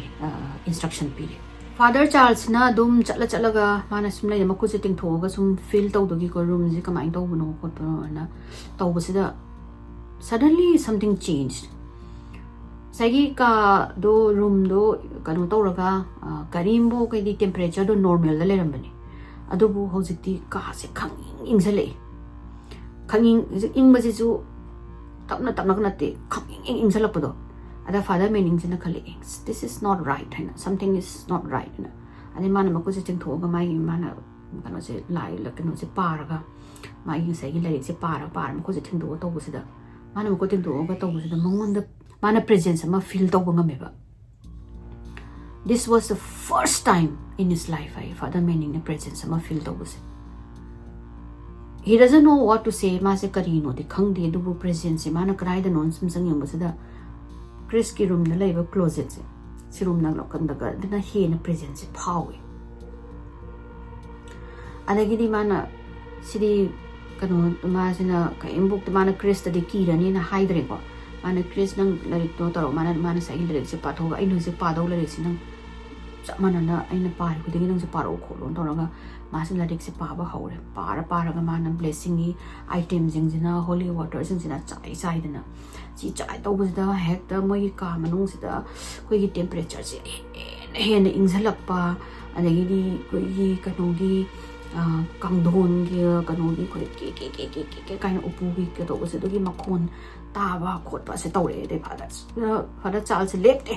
mazu blessing taw na khoirame tamana I demon I command you nang si kanu se thado kanu Chris ka ba kanu se nang na teaser tawra le se thado kho lo do nang gi line do sever taw kho wai khoirame de amamuk mana khoirama kan da di suddenly the room lo warms up room se pura warm oi khalenga sai ingam ba Chris masih pura masasina hangga ya masih kira ngasai makon ꯍꯧꯖꯤꯛꯀꯤ ꯀ꯭ꯔꯦꯛꯂꯤꯡꯒꯤ sound ꯀꯩꯀꯩꯁꯤꯗ ꯃꯥꯗꯤ ꯀꯤꯔꯒ ꯂꯩꯔꯝꯅꯤꯀꯣ ꯑꯗꯩ ꯃꯥꯁꯦ ꯃꯥꯅ ꯁꯣꯛ ꯁꯥ ꯍꯣꯠꯅꯔꯒ ꯃꯥꯅ I think it works ꯃꯥꯅ I hope it works ꯍꯥꯏꯅ ꯇꯧꯔꯒ ꯑꯗꯒꯤꯗꯤ ꯐꯥꯗꯔꯁꯤꯁꯨ ꯀꯩꯅꯣ father ꯆꯥꯔꯜꯁꯤꯁꯨ I think it worked ꯅ ꯍꯥꯏꯔꯦ ꯃꯥꯅ ꯅꯪꯅꯁꯨ ꯊꯃꯣꯏ ꯁꯦꯡꯅ ꯈꯣꯏꯔꯝꯕꯒꯤꯅꯦꯅ ꯁꯤꯒꯤ ꯃꯇꯨꯡꯗꯒꯤꯗꯤ ꯐꯥꯗꯔꯁꯤꯅ ꯕ꯭ꯂꯦꯁ ꯇꯧꯔꯝꯃꯦ ꯈꯣꯠꯂꯝꯃꯦ ꯃꯥꯅ ꯑꯗꯩ ꯅꯪꯒꯤ ꯀꯥꯁꯤ ꯀꯩꯅꯣ ꯇꯧꯅꯕ ꯈꯣꯠꯅꯕ ꯅꯪ ꯂꯩꯔꯣ ꯀꯩꯁꯨ ꯇꯧꯔꯣꯏꯅ ꯑꯗꯨꯒ ꯑꯗꯨꯒꯤ ꯅꯨꯃꯤꯠꯇꯨꯗꯒꯤꯗꯤ ꯃꯥꯁꯦ ꯌꯥꯝ ꯅꯨꯡꯉꯥꯏꯅ ꯃꯥꯒꯤ ꯀꯥꯗ ꯇꯨꯝꯃꯦꯕ ꯀꯨꯏꯔꯕ ꯃꯇꯨꯡꯗ ꯃꯉꯥꯡꯅꯕꯒ ꯑꯃꯠꯇ ꯇꯧꯗꯒꯩ ꯃꯥꯁꯦ ꯍꯦꯛꯇ ꯅꯨꯡꯉꯥꯏꯅ ꯇꯨꯝꯃꯦ ꯑꯗꯒꯤꯗꯤ ꯍꯔꯥꯎꯔꯦ ꯃꯣꯏꯁꯦ ꯀꯩꯅꯣ ꯇꯧꯗꯅ ꯖꯦꯐ ꯍꯣꯏꯒꯁꯦ ꯍꯔꯥꯎꯔꯦ ꯑꯦꯠꯂꯤꯁ ꯅꯪ ꯉꯁꯥꯏꯒꯤ ꯄ꯭ꯔꯦꯌꯔ ꯇꯧꯗꯅ ꯀꯩꯅꯣ ꯇꯧꯗꯅ ꯈꯣꯠꯇꯅ ꯃꯥꯒꯤ ꯃꯥꯟꯅꯕꯤꯁꯤꯡꯁꯦ ꯗꯦ ꯕꯤꯀꯝ ꯕꯦꯛ ꯇꯨ ꯅꯣꯔꯃꯦꯜ ꯃꯣꯏ ꯋꯥꯔꯤ ꯁꯥꯟꯅꯗꯅ ꯈꯣꯠꯇꯅ ꯈ꯭ꯔꯤꯁꯃꯥꯁ ꯃꯥꯁꯦ ꯇꯨꯝꯕ ꯍꯧꯔꯛꯑꯦ ꯑꯗꯒꯤ ꯂꯥꯏꯔꯤꯛꯇ ꯈꯔ ꯇꯨꯝꯃꯕꯅꯤꯅ ꯃꯥꯁꯦ ꯃꯁꯥꯁꯦ ꯅꯨꯡꯉꯥꯏꯗꯅ ꯂꯝꯖꯦꯟ ꯆꯦꯟꯕꯒꯁꯦ ꯇꯧꯔꯦ ꯑꯗꯒꯤꯗꯤ ꯃꯥꯅ ꯍꯟꯗꯛꯇꯤ ꯋꯨꯗꯁ ꯃꯅꯨꯡꯗ ꯂꯝꯖꯦꯟ ꯆꯦꯟꯕꯗꯁꯨ ꯋꯤꯁꯄꯔꯤꯡ ꯇꯧꯕ ꯑꯗꯒꯤꯗꯤ ꯎꯒꯤ ꯕ꯭ꯔꯥꯟꯆꯦꯁꯅꯒ ꯀꯩꯅꯣ ꯂꯦꯡꯕ ꯈꯣꯠꯄ ꯀꯩꯀꯩꯁꯦ ꯑꯃꯠꯇ ꯇꯥꯗ꯭ꯔꯦ everything stopped ꯈ꯭ꯔꯤꯁꯁꯦ ꯊꯥ ꯀꯌꯥꯒꯤ ꯃꯇꯨꯡꯗ ꯃꯥꯁꯦ ꯅꯨꯡꯉꯥꯏꯅ ꯇꯨꯝꯕ ꯍꯧꯕꯗꯒꯤ ꯈ꯭ꯔꯤꯁꯁꯦ ꯇꯞꯅ ꯇꯞꯅ ꯃꯥꯒꯤ ꯁ꯭ꯇꯗꯤꯁꯇ ꯐꯣꯀꯁ ꯇꯧꯔꯛꯇꯅ ꯑꯗꯨꯒ ꯃꯥꯅ ꯉꯁꯥꯏꯒꯤ ꯕꯦꯛ ꯆꯥꯕꯁꯤꯡꯗꯣ ꯑꯗꯨꯗꯣ ꯑꯃꯨꯛ ꯂꯣꯏꯅꯃꯛ ꯑꯃꯨꯛ ꯒ꯭ꯔꯦꯗ Aꯗ ꯂꯥꯛꯅꯕ ꯍꯣꯠꯅꯔꯦ ꯑꯗꯒꯤꯗꯤ ꯃꯥꯒꯤ ꯀꯣꯆꯇꯨꯒ ꯃꯥꯒꯤ ꯔꯟꯅꯤꯡ ꯀꯣꯆꯇꯨꯒ ꯍꯥꯟꯅ ꯃꯥꯅ ꯆꯦꯜꯂꯨꯗꯕꯗꯒꯤ ꯑꯃꯨꯛ ꯌꯥꯎꯔꯒ ꯃꯥꯒꯤ ꯒꯨꯗ ꯒ꯭ꯔꯦꯁꯇ ꯂꯩꯔꯒ ꯇꯤꯝꯗꯨꯒꯤ ꯀꯣꯝꯄꯤꯇꯤꯁꯟꯗ ꯌꯥꯎꯅꯕ ꯈꯣꯠꯅꯕꯅ ꯃꯥꯁꯦ ꯀꯟꯅ ꯍꯧꯔꯛꯑꯦ ꯃꯥꯁꯦ ꯃꯁꯥꯁꯦ ꯌꯥꯝ ꯊꯤꯅ ꯅꯨꯡꯉꯥꯏꯔꯦ life went back to normal Krishna ꯈꯜꯂꯤꯁꯦ ꯃꯥꯒꯤ ꯉꯁꯥꯏꯒꯤ ꯃꯉꯣꯟꯗ ꯊꯦꯡꯅꯕ ꯃꯥꯒꯤ ꯀꯩꯀꯩ ꯃꯌꯥꯝꯗꯣ it's all in the past ꯑꯗꯨꯗ ꯃꯣꯏ ꯃꯌꯥꯝꯁꯦ ꯅꯨꯡꯉꯥꯏꯗꯅ ꯂꯩꯔꯒ ꯅꯣꯡꯃ ꯑꯥꯐꯇꯔ ꯋꯤꯛ ꯑꯅꯤꯃꯨꯛ ꯂꯩꯔ ꯃꯇꯨꯡꯗ ꯃꯣꯏꯒꯤ ꯉꯁꯤꯒꯤ ꯂꯤꯟꯗꯥꯒꯤ ꯔꯨꯝꯁꯤꯗ ꯃꯣꯏꯁꯦ ꯄꯥꯔꯇꯤ ꯇꯧꯕꯅꯦ ꯃꯌꯥꯝꯁꯦ ꯅꯨꯡꯗꯥꯡ ꯄꯥꯔꯇꯤ ꯇꯧꯔ ꯈꯣꯠꯂꯒ ꯇꯧꯕꯁꯤꯗ ꯄꯥꯔꯇꯤꯁꯦ ꯀꯟꯇꯤꯅ꯭ꯌꯨ ꯇꯧꯔꯁꯦꯅ ꯇꯧꯔꯛꯑꯦ ꯕꯦꯠꯅꯦ ꯑꯗꯒꯤꯗꯤ ꯀꯩꯅꯣꯅꯦ ꯖꯦꯐꯅꯦ ꯀ꯭ꯔꯦꯛꯅꯦ ꯃꯣꯏ ꯀꯩꯅꯣꯒ ꯑꯗꯒꯤ ꯑꯁ ꯃꯌꯥꯝꯁꯤꯡꯁꯦ ꯑꯇꯣꯞꯄ ꯂꯤꯟꯗꯥ ꯍꯣꯏ ꯑꯗꯒꯤꯗꯤ ꯃꯣꯏ ꯃꯃꯥꯟꯅꯕꯤꯁꯤꯡꯗꯗꯤ ꯍꯌꯦꯡ ꯄ꯭ꯔꯣꯖꯦꯛ ꯂꯩ ꯍꯌꯦꯡ ꯀ꯭ꯂꯥꯁ ꯂꯩ ꯍꯌꯦꯡ ꯊꯕꯛ ꯂꯩ ꯈꯣꯠꯂꯤ ꯅꯨꯡꯗꯥꯡ ꯌꯥꯔꯔꯣꯏ ꯆꯠꯂ ꯇꯨꯝꯃꯁꯦ ꯈꯣꯠꯂꯁꯦꯅ ꯇꯧꯕꯗꯒꯤ ꯕꯦꯠꯅ ꯑꯩꯗꯤ ꯍꯌꯦꯡ ꯀ꯭ꯂꯥꯁ ꯂꯩꯇꯦ ꯑꯩꯒꯤꯗꯤ ꯍꯌꯦꯡ ꯐ꯭ꯔꯤꯅꯦ ꯀ꯭ꯔꯤꯁ ꯖꯦꯐ ꯅꯕꯥꯏꯅꯤꯁꯨ ꯐ꯭ꯔꯤ ꯑꯣꯏꯔꯝꯒꯅꯤ ꯑꯩꯈꯣꯏ ꯀ꯭ꯂꯥꯁ ꯄꯨꯟꯕꯅꯤꯅ ꯋꯥꯏ ꯅꯣꯠ ꯑꯩꯈꯣꯏ ꯑꯍꯨꯝ ꯆꯠꯂꯨꯁꯦ ꯁꯤꯅꯤ ꯃꯣꯏꯅ ꯉꯁꯥꯏ ꯀꯩꯅꯣꯗ ꯄꯥꯔꯇꯤ ꯇꯧꯔꯨꯁꯤ ꯌꯨꯅꯤꯌꯟ ꯀꯩꯅꯣꯗ ꯀꯔꯤ ꯁ꯭ꯇꯨꯗꯦꯟ ꯌꯨꯅꯤꯌꯟꯒꯤ ꯀꯦꯐꯦ ꯃꯐꯝ ꯂꯩꯕꯗꯨꯗ ꯆꯠꯂꯨꯁꯤ ꯈꯣꯠꯂꯨꯁꯦꯅ ꯇꯧꯅꯕꯗꯒꯤ ꯍꯣꯏ ꯐꯔꯦ ꯑꯗꯨꯗꯤ ꯑꯩꯈꯣꯏ ꯀꯥꯗ ꯆꯪꯉꯒ ꯐꯤ ꯍꯣꯡꯗꯣꯛꯑꯒ ꯊꯦꯡꯅꯔꯁꯤꯀꯣ ꯃꯤꯅꯤꯠ 5ꯗ ꯍꯥꯏꯅ ꯍꯥꯏꯅꯔꯦ ꯑꯗꯩ ꯃꯣꯏ ꯑꯇꯣꯞꯄ ꯂꯤꯟꯗꯥ ꯍꯣꯏ ꯑꯗꯩ ꯃꯣꯏꯉꯩꯗꯤ ꯂꯩꯍꯧꯔꯦ ꯑꯗꯩ ꯕꯦꯠꯅꯦ ꯀ꯭ꯔꯤꯁꯀ ꯖꯦꯐꯀ ꯊꯣꯛꯂꯛꯑꯦ ꯀ꯭ꯔꯤꯁꯅ ꯀ꯭ꯔꯤꯁꯀꯤ ꯔꯨꯝꯗ ꯃꯐꯤ ꯍꯣꯡꯗꯣꯛꯄ ꯆꯪꯈ꯭ꯔꯦ ꯖꯦꯐꯅ ꯖꯦꯐꯀꯤ ꯔꯨꯝꯗ ꯑꯗꯨꯒ ꯕꯦꯠꯅ ꯕꯦꯠꯀꯤ ꯔꯨꯝꯗ ꯃꯥꯒꯤ ꯆꯪꯈ꯭ꯔꯦ ꯑꯗ ꯕꯦꯠꯁꯦ ꯆꯪꯉꯒ ꯃꯥꯅ ꯊꯣꯡꯖꯜꯂꯒ ꯃꯥꯒꯤ ꯐꯨꯔꯤꯠꯇꯨꯗ ꯃꯣꯏꯒꯤꯅ ꯀꯩꯅꯣ ꯇꯧꯕꯒꯤ ꯆꯥꯔꯨꯕꯒꯤ ꯆꯨꯔꯒ ꯂꯩꯔꯝꯃꯤ ꯑꯗ ꯃꯥꯁꯤꯅ ꯆꯨꯔꯦ ꯁꯤꯗꯤꯅ ꯇꯧꯔꯒ ꯃꯥꯒꯤ ꯀꯩꯅꯣ ꯀ꯭ꯂꯣꯖꯦꯠꯁꯦ ꯍꯥꯡꯇꯣꯛꯑꯒ ꯃꯥꯅ ꯐꯨꯔꯤꯠ ꯑꯅꯧꯕ ꯑꯃ ꯂꯧꯊꯣꯛꯑꯒ ꯐꯨꯔꯤꯠꯁꯦ ꯂꯤꯠꯁꯜꯂꯒ ꯃꯤꯡꯖꯦꯜ ꯃꯃꯥꯡꯗ ꯁꯨꯝ ꯃꯥꯏ ꯃꯁꯝꯒ ꯇꯧꯔ ꯁꯨꯝ ꯌꯦꯡꯉ ꯂꯩꯕꯁꯤꯗ mana yang haina yang amaga non thaga da mana phana yang khalaga non thaga marak sida kaino mo mami sami ma kaino mo uiba ada mana mingjin para hain toroga yang khalak sida tummanung la amu bo sai kanu hudet oiba amu ba monster mamit mana toroga lipaga leyambane ba bet sidi tumma law me law sida bet ki mana kanu sang aga mai masa sida istoroga mana mai mana kong se law la kaino so la bet sidi law ra madi adada dum putrok long ta gare somna kanda moigi lobby da na ngai ra ga le jf ka chris ka sina kai use fogo bet se lak tribo na adin mai karam dam da hamu lo ma sibo tung ra ba na ra lak to la oi do boy ra di khuni chat asen la em moi la ga sai bet ki ka da bet na ko sida bet se kumak te do ga bet ki ka se pura thong di lon de ko thong ji kitang ka hang to ga le me ani moi na hanan kok thele bet nang ayo coming with us mana noi la ka dori bana to nang tuma doi ro khoi thora ge kumak ta da gi jef na thong ge haina tam da ke to ro ga hang to ko sida kana no ma makhong ui ma phap ka no da hip pa ga lei ba ma kari si kano sida floor sida adagi kano sina moi ani sina parap chenjan ba sida kana no ta le ri ni chenjan ba sida bed si ora ma bed si ta swai no kano mai ka kholaga han masa ja kha ba chingaga leiram me ba adagi asmoyani na hawdo kan to moi ahambada Krishna ubadadi siraboi ni lengdraga masaja kap kap kap jinganga mangluisan kai mo to lem dagi asadagi moi jingsina tawre hawdo na bo na re mame mamita tawduna dagi di ma masaji isinga haidana khitna khotna bed endoraga bed se ko na gyan taraga masna mamit managa tarang marang chatlaga masna kano se Chris se mai manakta leram se mana Chris he keeps calling your name and mana hai ma hujiki potuna nang haile Chris na haile na tawraga ma se da masase dagi dum nupi se tarang marang ma chat khare badagi as Chris em no aitre ma se tina guilty so feel tawe hadi ma na entity ma hadi mangon dagi na thok na bo na dana la ga hadi magi mangon dagi chat khina bane na priest ama kauraga khoirame aduga atopa mamana bijing da oina chongraga moido oina mu lakna ba hurt tawba horen khanba sida hekta sakano je I think the blessing only works for me du hojiki entities na amada mu chongare duna tapodi ainguna tamnariba butsina aina ngauktho e hana ai sawbagi mana ai gi friends in the heart of oirangani na the curiosity nuai tab the loriba ma jam tina regret sareba asumaina beta attack tawre na haibadagi paw se nupi gi dormitory lomdai tholakpani na the wildfire dawna spread tawre viral ore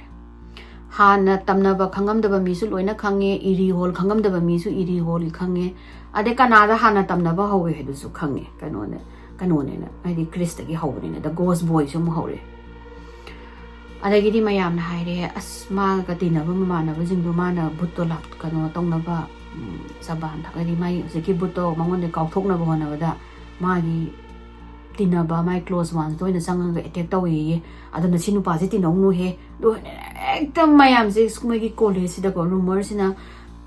loireba ekta sagi Erie hall da gi tamnare kole so atopa college abu yogramni ko sigi Erie hall ki tamnabagi matang sida khangamdaba mi ju loin khange hoji adagi di Bhoot tharajam kanu hogi thajaramdaba mi ju moigi Erie hall ji oina koigi yengba lak poina tourist ki spot yengba lak poina tawlere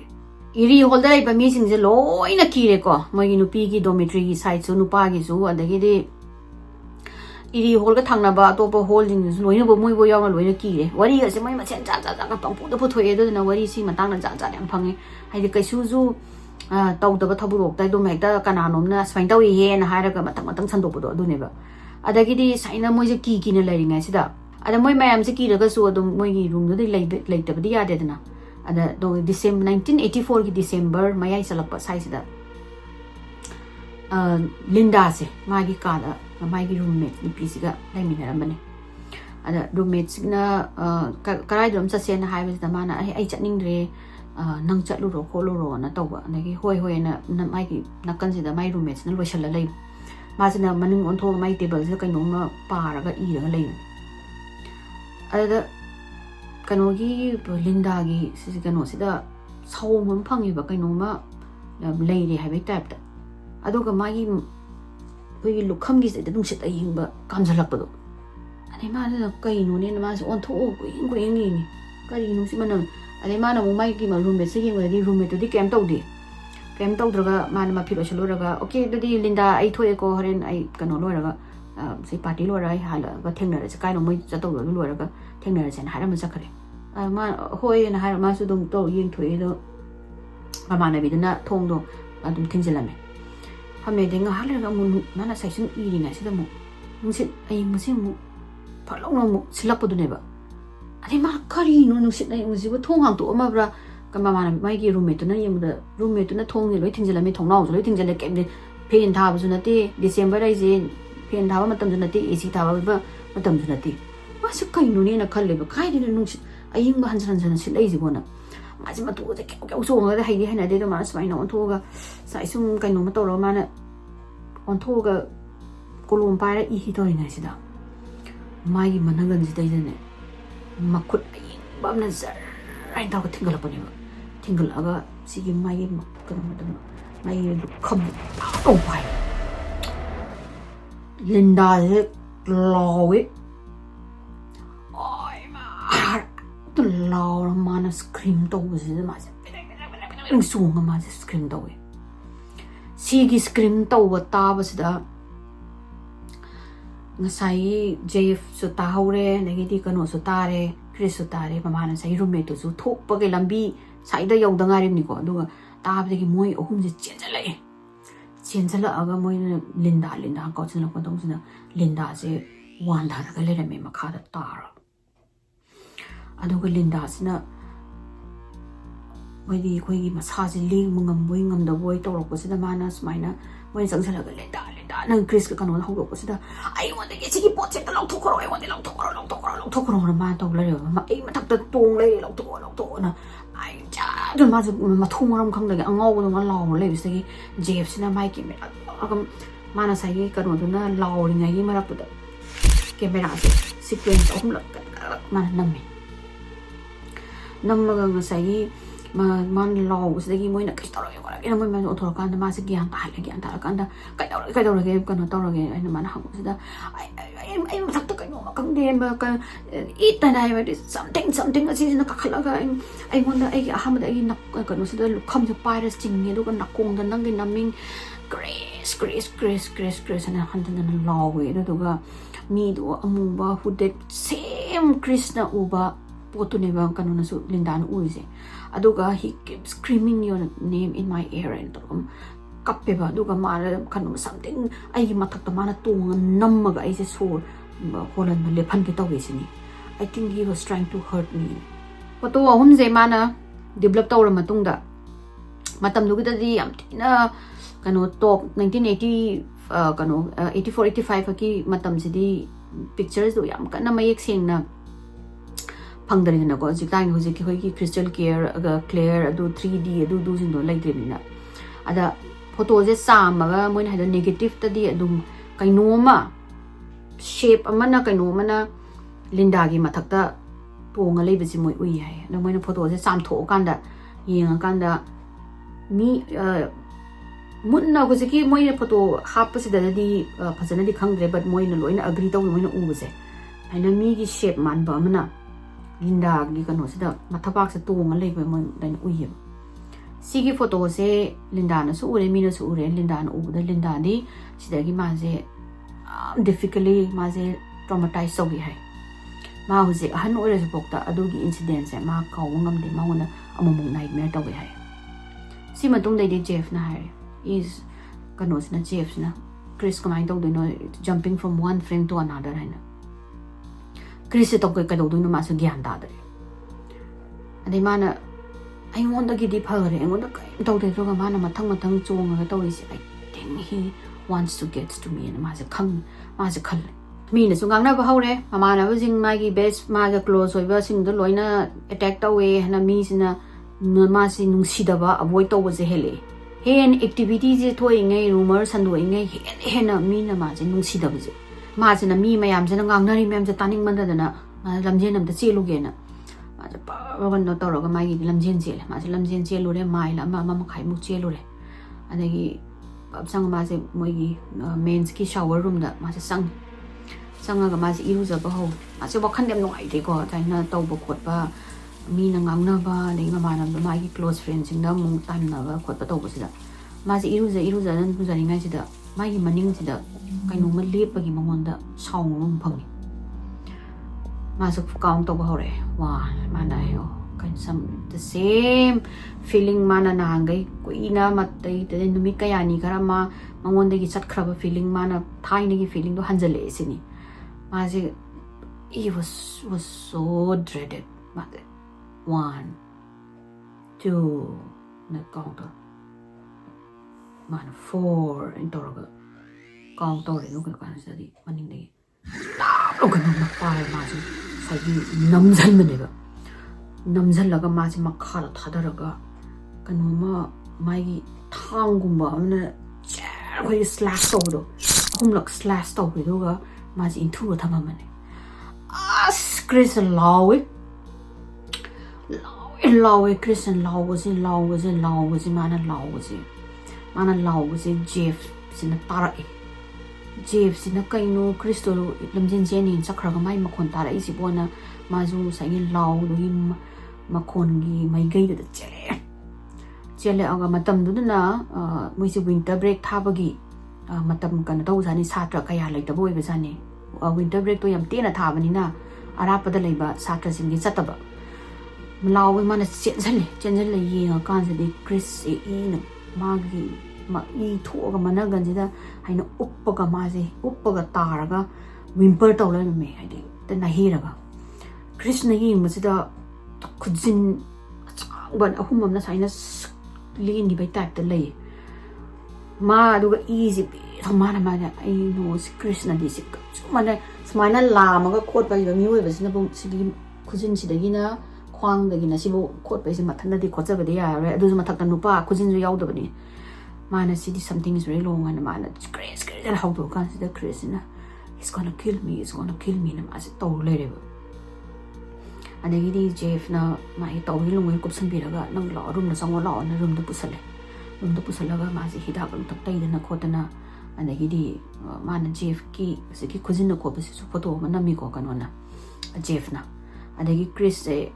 ma se physically ma hojekti attack to e ko and that is hanadi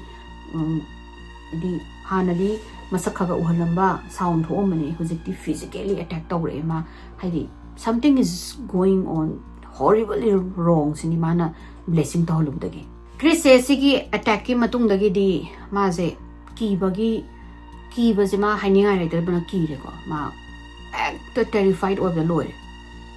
and now he knows ma karai helps kanada ni do no ma khangdre ma sai we priest amada ni we priest na taru do no hena entities na hena saw gi type ta oina phongdore ma su upai kem leitre ma khale ai upai kem leitre ai ipa da hide ya re mana mapa Bhoot di Cesare da phone to we mapa sina phone pakala ko hello na haibu da ma dad na ko ko da mana khang sa no pa ni na Chris ka dore ko le nang phone to re tin to da kem hide da Chris na kap thore ba phone da Dad, I need help. Please help me na ma hai. Dad, I mating ta ka tari, I mating ta pang miyo na. Si ta habis da Bhoot je no mata mai masa de sigumba wa hi je ta dribne. Ai mahana de gi mana jingna raga leibne ma si stress oiba ma le ko le na ma tha sa ba ma le na. Adegi di ma ko da ai la ai hu la ai na haraga ma pa sina pung ahum mai se thore ma mai ma sa no bai mana si da. Ma pa sina yor ko matam da Chris kadawra ke ko lage nang ngangi do kaino what happened to us da Krishna ai se kai haido no hamne baba do mana there is something happening mana ai ngonda kainom thoe supernatural mana haido entity ghost amana ai se hon tawra lere now it's going after my friends and I'm scared of my life ma pase what? Bhoot is the science ki ozane the Bhoot he was like Bhoot ma kaino Bhoot ai de kaino jini mana I don't know Dad ai kamai hai do no khangde ai but ai thenga ai thole to basida mang khali Chris bo ma mai gi grade ka so lower to we khole hai do is mai so drug ka saba ma college ka kai drug sai jala na adu mai ma success di drug saba di kudu ma di kai man di I said, "Mana help me some genuine malin." Adai ma Jeff kaure Jeff ko mai wari sare Linda nung da mai sai gi bet nung da sabsa thaja de ko bitona khalisina mai gi school college marakta prank me bully tawba prank tawba se tawna bani na to bam oiram do ti male but ado mai masanu pa se nung ta machin thi bana ti sumaina no ta sumaina ma je mapa je science ki oza mani na khang na mana ghost Bhoot ki matang da haira pa hai je it was very unlikely mana ma kain oma thingna dana hai borangani na ma pasina ada mana phare ai ngasi ti nang room se lege nang nungai na tummo ai nang sange nang ngonda disturb to la pasing do ai ipa mai thengna ni na ma na an to la Bhoot ma le dung ma ka sange mai dinner no mo to re ma pa se ai exit nang na ta no mi ni hum ni lai tharaga nang sang doi ni na harawe ka no je ko Chris ko ma pa jina at least ngawi di hai bi rak de thajai mong tha hai di mong de believe to bi na nongdang do moi chiksa to aga Chris mai ki bunker be ta ka khale makha je bi to je tum de मासे फम्मगा माई कनो तोरगा ngairaga dum yinga dum lei mase tos light dum pairaga nungyang ji tungare Chris nungai na tungare ko mali na khok tana ga tum basida mase na is mapa miss taw yorong ni kai khanjai ngak tang di victor do adu su ngai le nga senda ngak tang da mai kano se pung ahum ga tarapa sai sida maja tang ni singmure kapsing ani ra um la singmure hai tumbudi purana ta ba mara tunga sida khangin ingba do ni mase Vitoze no kari no mai sigo something is doga mana air se feel man have room zigi atmosphere ko atmosphere da gidi air se am thina kaino ma something is really wrong hai bagi type ta kaino ma this hoire kaino ma de tawre hai bagi type ta mongon da phawre adai mana kari no sibo na tawraga ma se kana tawre hagotlaga mana sum temperature ga kai sum yeng ma sida cái bút thì đầu tiên này snow fan on ai window hang de thong so hang de ko te ai man ing ma mai jacket si lok salam jacket si tawra ga ma si pham ma si jacket si tawra ga pham ara sum pham ma yi ngai si da sam kana gum bam da ma ngon da yi ma dong na ma nga se feel taw ko ma si da kari no na ma na mo ngon da yeng ak pagi mo ngon da yeng ai ba mai gai si karai da oi ge si da closet mo yi si ki closet si Sidagi oil. Vitoze Hagula mana closes the Manaka Sanga ying to some paraga. I do a closes the Magundagi, Mongon filter race. Pain, a naboko, a nab say Mana di filter over. I do my anabanata, me a topogi anabam oiba. And they owning the power up. Owning was a mana di power magi di oidaba. Something. Me atopagi owning ba power adagidi hatred power ko hatred sizu mana di power ga magi hatred na te me atopagi power something he cannot explain habidi he was there but he is not there hidi manis da lay du ma my feeling edu my feeling na ta ba ma mo power ba ma ji si explain to wangam dre ni aduga huziki lai ba amna unexplained hogi explain to bangam da ba feelings izu huziki closest lai Maze closet that tamna maze sangi ko maze closet ta kari no ma lei ba zala sini ma khali se mana closet ki thong se hang to ba hang to adoga mana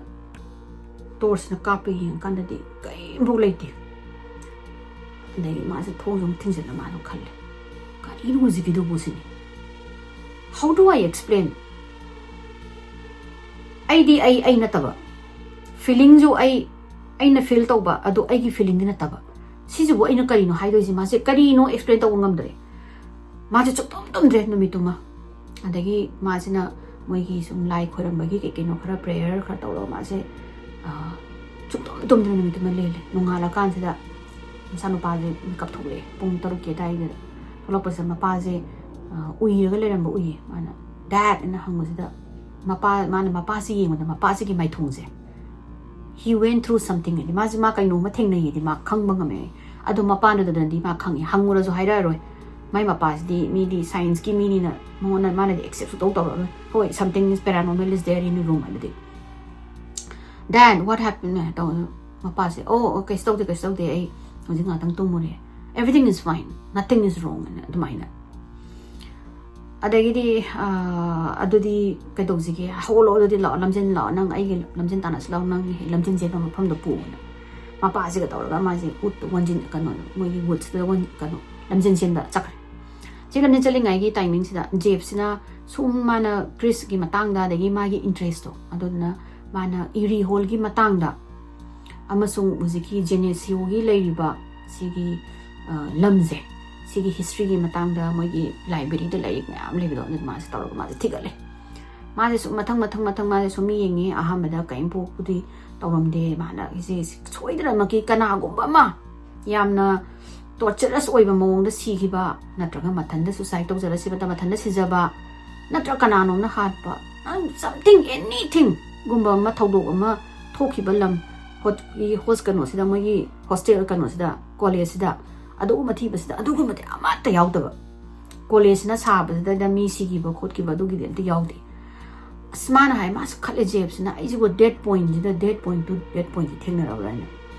ada sing lamjin cheling ai gis da mapa ma cha ka se lamjin kana chele bito ga kano ga Chris ka se ada bito je kainom da khuti thijan ge tawe ba ada mana khuti thijan ge tawe ni kaino ni yeng se da dad ga tawe ta se da kainom lai ni sai se da nung gum ma kainom mai na kan se da kaino ne ha kan da bito se changa ga haina hang to ga yi ni ba kaino ma se lai hang se da gi mong bang gi da I da play card ma tham ba do moi gi kano ma sauna play card ma memorial tha ba ma ui kari memorial thai ni ni yeng kan se da Parker Boyd Memorial haina thar ga leirame da mana on to kan se da kana I memorial kana gi grave oi jana si bona kano sina Chris na pa hang ma pa na I think some soldier gi World War War 2 gi revolutionary kan to gi war gi dai de si ba si phai war ma le si I di si no ni si phai ni khot pa ne hai khot le moi je na hai nei adagi di adu moi ni je dum halle numi to di adagi mapa se nung dang na chale mapa sina di hai ba se kamai na hai doi no ma je gyan ta dri ba mapa ma cha se da ma je swaina nang gi dang ka je tamna re khole ai ngon da kai no phawi khole hai ba zo he ya da gum to ada mana mapa se chalam dai da hai ibungo nang favor ma to ai ngon da hai ana kai no baba hai nang room da kudak ta change to na hai mana nang adu change sa nang nang shanti phang dong ma le adu tang hairam ba Chris understand ma Chris na khangi ko mapa na adu hairam mi se mapa do kai no ma nung dang da mai room da kai nom di thengna re kai no ma experience to re adu nan na ta di ma kai su du hairam moi adu mana hangul zu kana roi khangi haira roi ba mapa do kai gino da scientifically explanation to wa ya ba pot na te ba mapa se sakhaga Chris na dum wakhan khan ba se mana ngasai gi memorial pot ama mana thengnab do sai gi Parker Boyd haina memorial na ste ma se wakhan sung khan ba mana Parker Boyd ko ga soldier ka sai daga si ga ma gi atma ga oi sala kai ma sai pitang khali ada mana changa ga kana no sini Parker Boyd se na ado mana Jeff mana ga changa ga mana Jeff dai Jeff asmaina koi baba ga ngasi ai ga ngi lamchen chen bada sai koi se memorial ama leirame Parker Boyd memorial haina moi si u chaw ama leibedo khangbra do ki u mana ko da leirame na hai adai asisina kano da interest ma pick to do adu di sai gi area sigi matang da ina mana hana thigalu bagi matung ina pa bada koi sigi kano se Geneseo gi university sari ba mafam je si je hana kano gi native american mem taram male sigi native american jina ta bada moi sai sida war ma thoki male there was mass murder ko torture adu duga sidaida soldier mayam gumba sige zo hai adu eraga di moi gum dugi oi ba sala nang ne he woods to lamjam chen bani na kai moi ni sa tamaina wari sanare adu di thigal lage na thijala je na kano ka Jeff ka Chris ka sina thijal ba hore hojiki pa kano se Parker Boyd ki kano hi matang da moi matam da internet su leitamina khabar mayam adagi di moi lai mayam na madu da matam chang da na tuma hing tum da gai moi thi ba hore Jeff na khan bada hojiki Parker Boyd hai se surname last name matane ba surname ne ba Parker zo Boyd zo adadi moi na hai se adu raga di mi ani gi surname lauraga same gi ba memorial gumba oiram dong ma le na adu mai na Jeff se man hai adagi di Chris zo yeah sure aina Parker hai ba Boyd hai se last name matane na adai moi sina Parker Boyd thi ba khot pa gi adagi matang ni yang pasida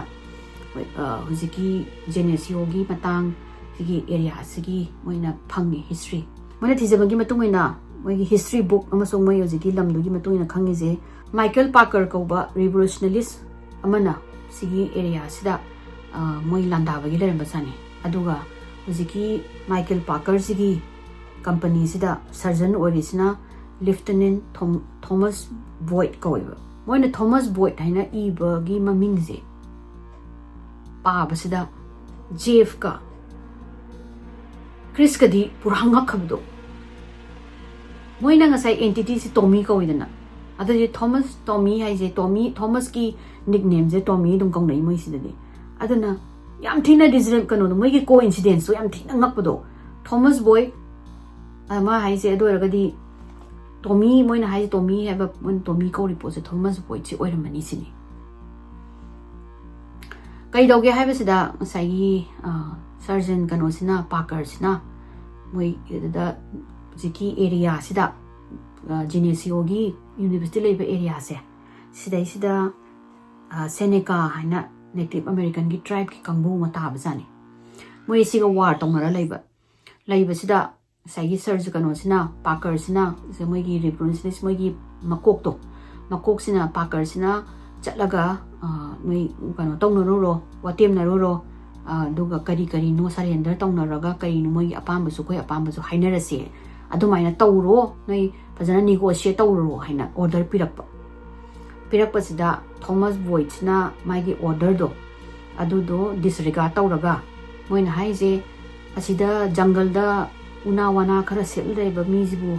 akoi gi British ki company saina revolution kana saina chawba company sina hekta ka dobagi moi nong kai kai juma thongram ju khang dabju khoi na ngam doini kai dobagi surrender taw doino ka dobagi negotiate taw doino na moi loi hato ka dabani na mana naina Thomas na order se thoga mana army puraga sigi mafam sida landa bazani moi gi Seneca gi tribe sing sida ta gai hat bazani adaida moina no sigi Genesio gi mafam sida ida moi pothari ngai sida Native American sing sina attack tawne ambush tawne ba ambush tawraga mayam se loi phai hai khara ma hatu e khara ma capture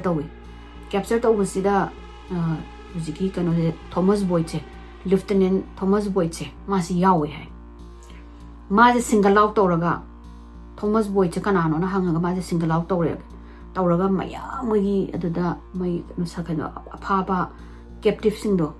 sigi mamang sida torture tawbani torture se acta aroi bida torture tawi hai khara graphic oi sigi torture se mayam graphic taba ngamdragadi skip tawbiyo taba ngamagana ai dum haijarage torture se kamai tawge se Thomas Bhoot ki mabukta thangna incision kan tawi moina kai macha ma thang mabuk se matalam kai mabuk se dagi mai intestine mayam je singthui hatana si nabadin taba moi je haiba maleba adudaga mathibung madin magi intestine mayam se loina puthoga mang u du pulliba u du uru laisale ta Thomas Bhoot law da ma je sok chala moi je hai ba sok chala wan thadana ba pain do feel tongna ba leng dana ba mongda adugi matungda manakong ani ji ju thangna mu kapthale hai ka aga moi na mantra solaga mai de langjale adagi amu maya je phakto ga maya sin ji loi lautho e hai aduga mai marei ji ju thangna ka e ka amatungda mamit amu ani ju mu lautho e hai aduga sidre bo de layona jiki mai intestine mai thibung thring na u da na ki raga manakong yaudana machin yaw kano yaudana adagi amana khajai je sidaina sibok se lele dana aduga maya je phakto ga ne ba moina marei je thali je adai tawraga nupa je sihangi ma ide adai tawraga siro haina thamaga I je adai nupa da tawraga Thomas Bhoot je si ba male magi sigi torture tawriba site na u achauba ma hong male torture tree na khangna ba ma si je moigi college ki campus dagi mai lama lapaga laiba torture tree mafam dane aduga sigi torture tree mafam se Krishna adom lamjen bada adom kan dawe ba mana phawe ba aduga asigi for some reason man he chelak paga nga hak potha ba hak lepa mi mama na ba ngai gera khot gera tawbuse hujigi torture ti kanu tree jigi manak sida adum lepe ba aduda ne ba mana uri ba mamai maming kawrakpa adegi di tree line da kanu uri ba mai figure amuba uba khotpa se asigi ji kanu ji moina sigi information je khang dagi khang he oh no si mem je ta ba dagi di thina kanu ji Chris se kire ko kira ma se kai dog doino ma gyan ta dre jep si so hai je we need to my hojiti asi Thomas Bhoot ne khang ya I think we should contact for the last time amuk tanga aduga sidai je ne nang face tog sini nang si nang face tawraga nang wari mu sanana tawsina adumai khanare hujiki Thomas Bhoot se ma je pharam daida ma je mapunsi mai he was running for his life hai Native American na pharaga di ajana torture je tawjani aduna khangba gi ma che chin bane hai chin ba moina tanara pha bane ba pharaga ma sa nai tar hat ki bane aduda Chris se jo no man ngone du hiziki mafam du da chelak pa du da sigi wood marak du da chin ba du da Jeff ka Chris na khali je something Thomas boy ki unrest oiraba spirit tu na mai ki ghost tu na kana gumba ma zu edi race ki chen bai se bu kan na chen doi ne kan na chen bani na ma na siram dai da kan na chen ba do adu mai na kana nom zu siram dai do na kan na chen le na khan ba dagi ma na Chris ta attract toroga Chris ta te dhar tor lak por gani hadi nappa ga lak por gani hai ba se moi tha jai adagi air ka Lorian gi moi gi investigation je moi pa na follow to da moi na khangba ngame anama matam da moi je kaino tape recording je sika photograph ka se am taw hen tape recording ga photographs na kari gumba moi na taba ngamong da ba moi na kana gumba ma question hang ba da saman da kumong da se tape recorder da di he capture taw khoi na taba ngam da ba ko na khangak pa mai na adani moi na khale dagi Jeff na kano na su Chris na zo haire ai asigi identity gi kano se entity je kana no khange adana Tommy oiramani Thomas boy che oiramani ai khange adana manga tang mangonda reach out tawse duga ahamba Chris is kano je Jeff se kirame ba di man ahamba tawraga mu khudong ti ba thoki tra khom ma pakhatle man hai I have to do Jeff nang yaro kano ai tape recording tawge aduduga ning kana mo yaudana ai wari sage na hai aina aigi akiba jibu kire haidana adum lotlaga leiraga aina ngamgadaw nate majana manifest aw ngamme or maybe ziki Thomas boy tuna aingonda connection ama phangbagi aingonda mating ni ribra help pamibra kai pamibano kholibano ano adu do khangdoine na adu ahamba Jeff na hai ko nang manungda amtang kano changaga waris kano tawse nangi tape recording se amta ta je khosen same handakti invitation je kamai tawde no moi je khangba ngame haibdi nang Tommy ko wi kholi nang ka dawni hiding do ne adegi Jeff sina camera fit tawre my tape recording fit tawre adegi wari saba hore ahama mana hai Tommy is it you are you Thomas boy nang Thomas boy la khopra nang mating pamagadi nang hairo nang kai mating pamino natraga nang just move on to bangam drabra nang move on to ba ngamna basu nang kai pamido ai angon haibiro kholo nang na sumaina torture tawraga leiba yaroi kholoi do tawroi da tawroi I know what you went through and whatever you have done can be forgiven hainai di nang na tawruba pap sing do loina mak forgive to ba yagani aduga nangon da thokriba torture do zo I understand to bangami ado nang pami se kai no kholo nang kari nang help pami ra natraga nang je just nang asmaina mi kana tawge na mi mem lo wahan ge na tholai bra khole bra na taw kaim khamakte phone photo jo phanam na mi kano na kaim khamakte adagi di ngai sing ha ngairamaga moi nga tong mapan tho lo na recorder ro on toromaga dum moi se minute 35 mu mapan da lepure changa kan da recorder se thar kan se da moi na matang sum question hang matara kan da kaim taram de hamba do ga marak se da distorted over voice da koi mung suma man bam tai do ka da gi amu sai gi question do gi marak ta hang pai type da ada nga sai gi koi aina su tab da nen Jeff na tab da matam da voice e koi gi kaino ma kai gyan ta da ba maron su da ba mina ngang ma dong na distorted over voice da wena tai ba adubu Chris da di clear over human voice ma tai ba voice na hai je help me ai mating am ta tawbiyo ai matem ta tawbiyo ai di ma face owning de ai ma I want him gone ai na kamai na help to no sini ram si graba mi du bu a moi gi America gi saina revolutionary war da si gi ba mi du bu karamaina mana mu kan help to no ma tha sai adai mana ri ai khoi nga sai haina ba gi plan hoina ai wood cha cha nga sai gi torture tri da ai hire ni ma help pa me ha dai ne ai chalani ai si nang ma si ai ngamaroi sine ba adagi Jeff na khame nang hamur ka don man Jeff nang ngai na mosida aina kai gumba punga mu gi manung halaktre dana adu di nang laon har ma ma je wood ta chele do ma sai gi torture tri bana ka chale ma khange is gonna ma tawri po se ma CBI chang bai ai or maybe man help to bungam ga traina ma Tommy na kawe Thomas Boyd I'm here I'm going to help you nang na help pa me do kai no ai help to rage help tauba haise nangna haidana ai kamoi nangna leise nangdi sigrabani nang asibagi sangsarda puluro aidi ahingba lamda leiri aina ahingba sangsarda leiri aduna nangna ahingba lamda changaga mayam disturb tauba nang aigi life miserable ohenbududi yaroi I will fight you nang pami se kaino khotpano tawgan mana tholo nang Thomas Boyd ri tholo kholo mana dai sagi torture tree gi manak se laoi ada mana hi nga sai un khoi kano gi u gi masagi kire tawba ta ba khot se hojiki torture tree gi manak ta adane ba ma ja tai hojiki ma khondong tar he ko kire tawba khot se adagi mana maning do on thora kan da amu se lep le me la lepe han takti lepaga mangon da mon yeng le amana hai nang Thomas Boyd natra nang smaina war da torture tawraga nang legi da bani khot da ni nang direct order nang na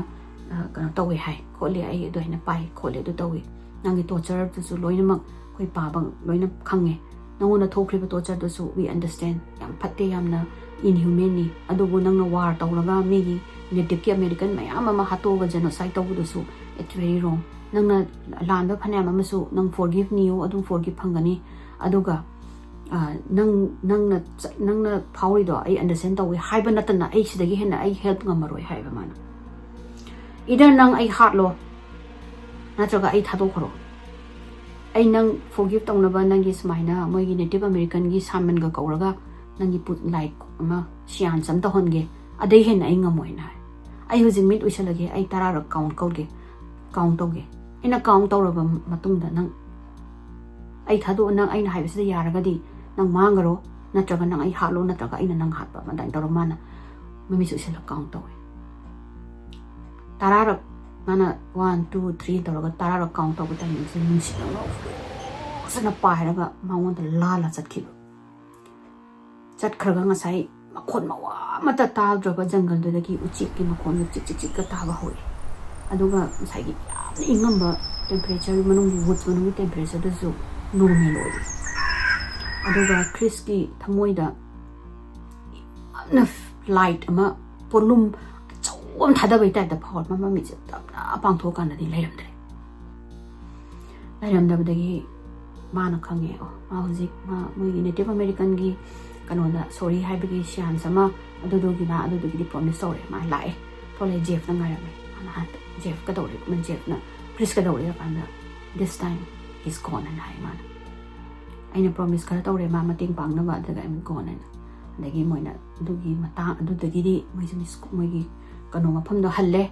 adugi hangi me matung dagi di kai bok tawidre makon su tagidre tamnaba su tawgidre dagi di pot thugai ko kai ba dong dang tawba dagi di wall da bang tawba normally ko wall da bang tawba ko do ai kai haudre do kai gino da normal and minus scratch tawba khot pa do mayam da lo kai tawdaga Chris yam nungai gare Paul dia mon halakidre ko aluga Chris nungai raga ma se daina tapna magi ngasai months of his life manghan gi bedo aduma adu hanjana bo hana bada years sanga ga ma finally ma college loi banga me but unfortunately ma lamjenda ma team ni yaw bangam da ma Olympics sana bangam hodre but mana habido magi biggest accomplishment je Erie whole survive tawdo aduga mana ngasai Thomas Boyd ki my spirit ma help tawgido aduni hai aduga yamna sigi ngakpagi matungina masina sigi matungda Chris di Cesare na lyrics idoine ba ira kanda lyrics phonga kanda lyrics ma yamna widely paraga Netflix ki video number sida anamba loina ma yawe moi masaksin do ilai ulamge hujik ti loina hanware ko aduga Paul khak yaude Paul do di adum moi communicate tawba ngam gi male adu hujiki kano jiki first moi jiki semester se loi gi ba matung dagi di moi je mathang amo hostel moi gi dormitory ke hong pa kholak pa tawba dagi mamana mo sin je loina mak drift pa moi je loina they all drifted loina kaina gare hadi adum tinara ka su hana close ba daina oi gi dre mathang loina kaina gare aduga wari siki magi Chris ki leg se phonga matung da mamagi side tagi mi mana contact tawre investigation gi matung inna Chris ki mama Patricia se sisigi ancestor ko haidi magi mapu haigadra asise Patrick Hobley kawe aduga Patrick Hobley se kanogi my great grandfather oidoni ko kano Chris ki mama gi aduga Chris ki zu amu distance amu my ancestor orena Patrick Hobley zina oira male ba ngasagi Thomas Boyd ki my body ze discover tawrize moina thengna badagi magi torture ki matang da anigi di Thomas Boyd ki matang da like se moina iraga moina huziki memorial play card se Thomas ki mama gi ancestor ki site na same gi ba site oile rame hai Vito na habeda kari gumba sigi incident se Krista thom dragadi moi sukang khanga moi hai ba magi nupi ki site ki story se ancestor sing se ahamba moi ana koi angauba US da lakpa kuidringai gi angauba jingi marakta oile rame aduga moina zu sagi Thomas Boyd gi asibak sangse tenaraga moina phummaga magi torture singdo iraga kholaga thamamba oile rame aduduna connection dam tina ironic oidra